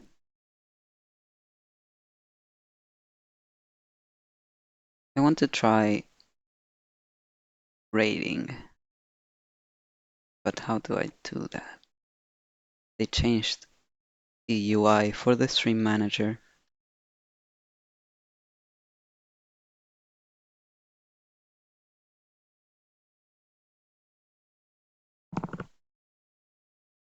Let me see. Maybe I can find it better on desktop. Oh, wait.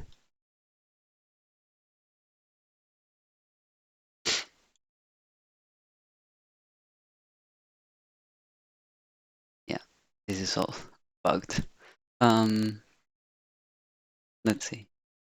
How do I look for it?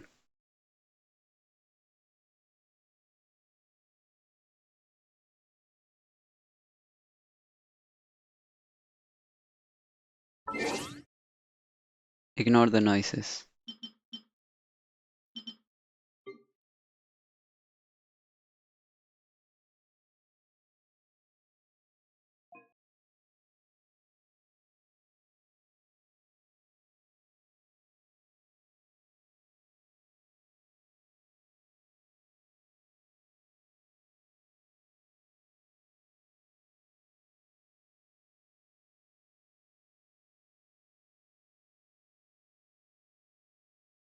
Here, okay. So it's that icon. Okay.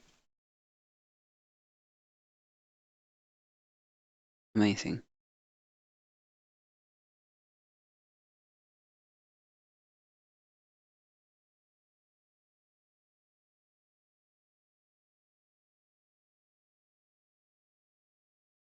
Okay, so we will be rating Murder of Birds.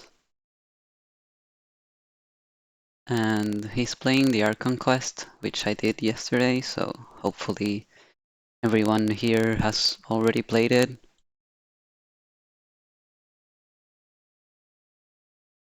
So yeah, we're going over there.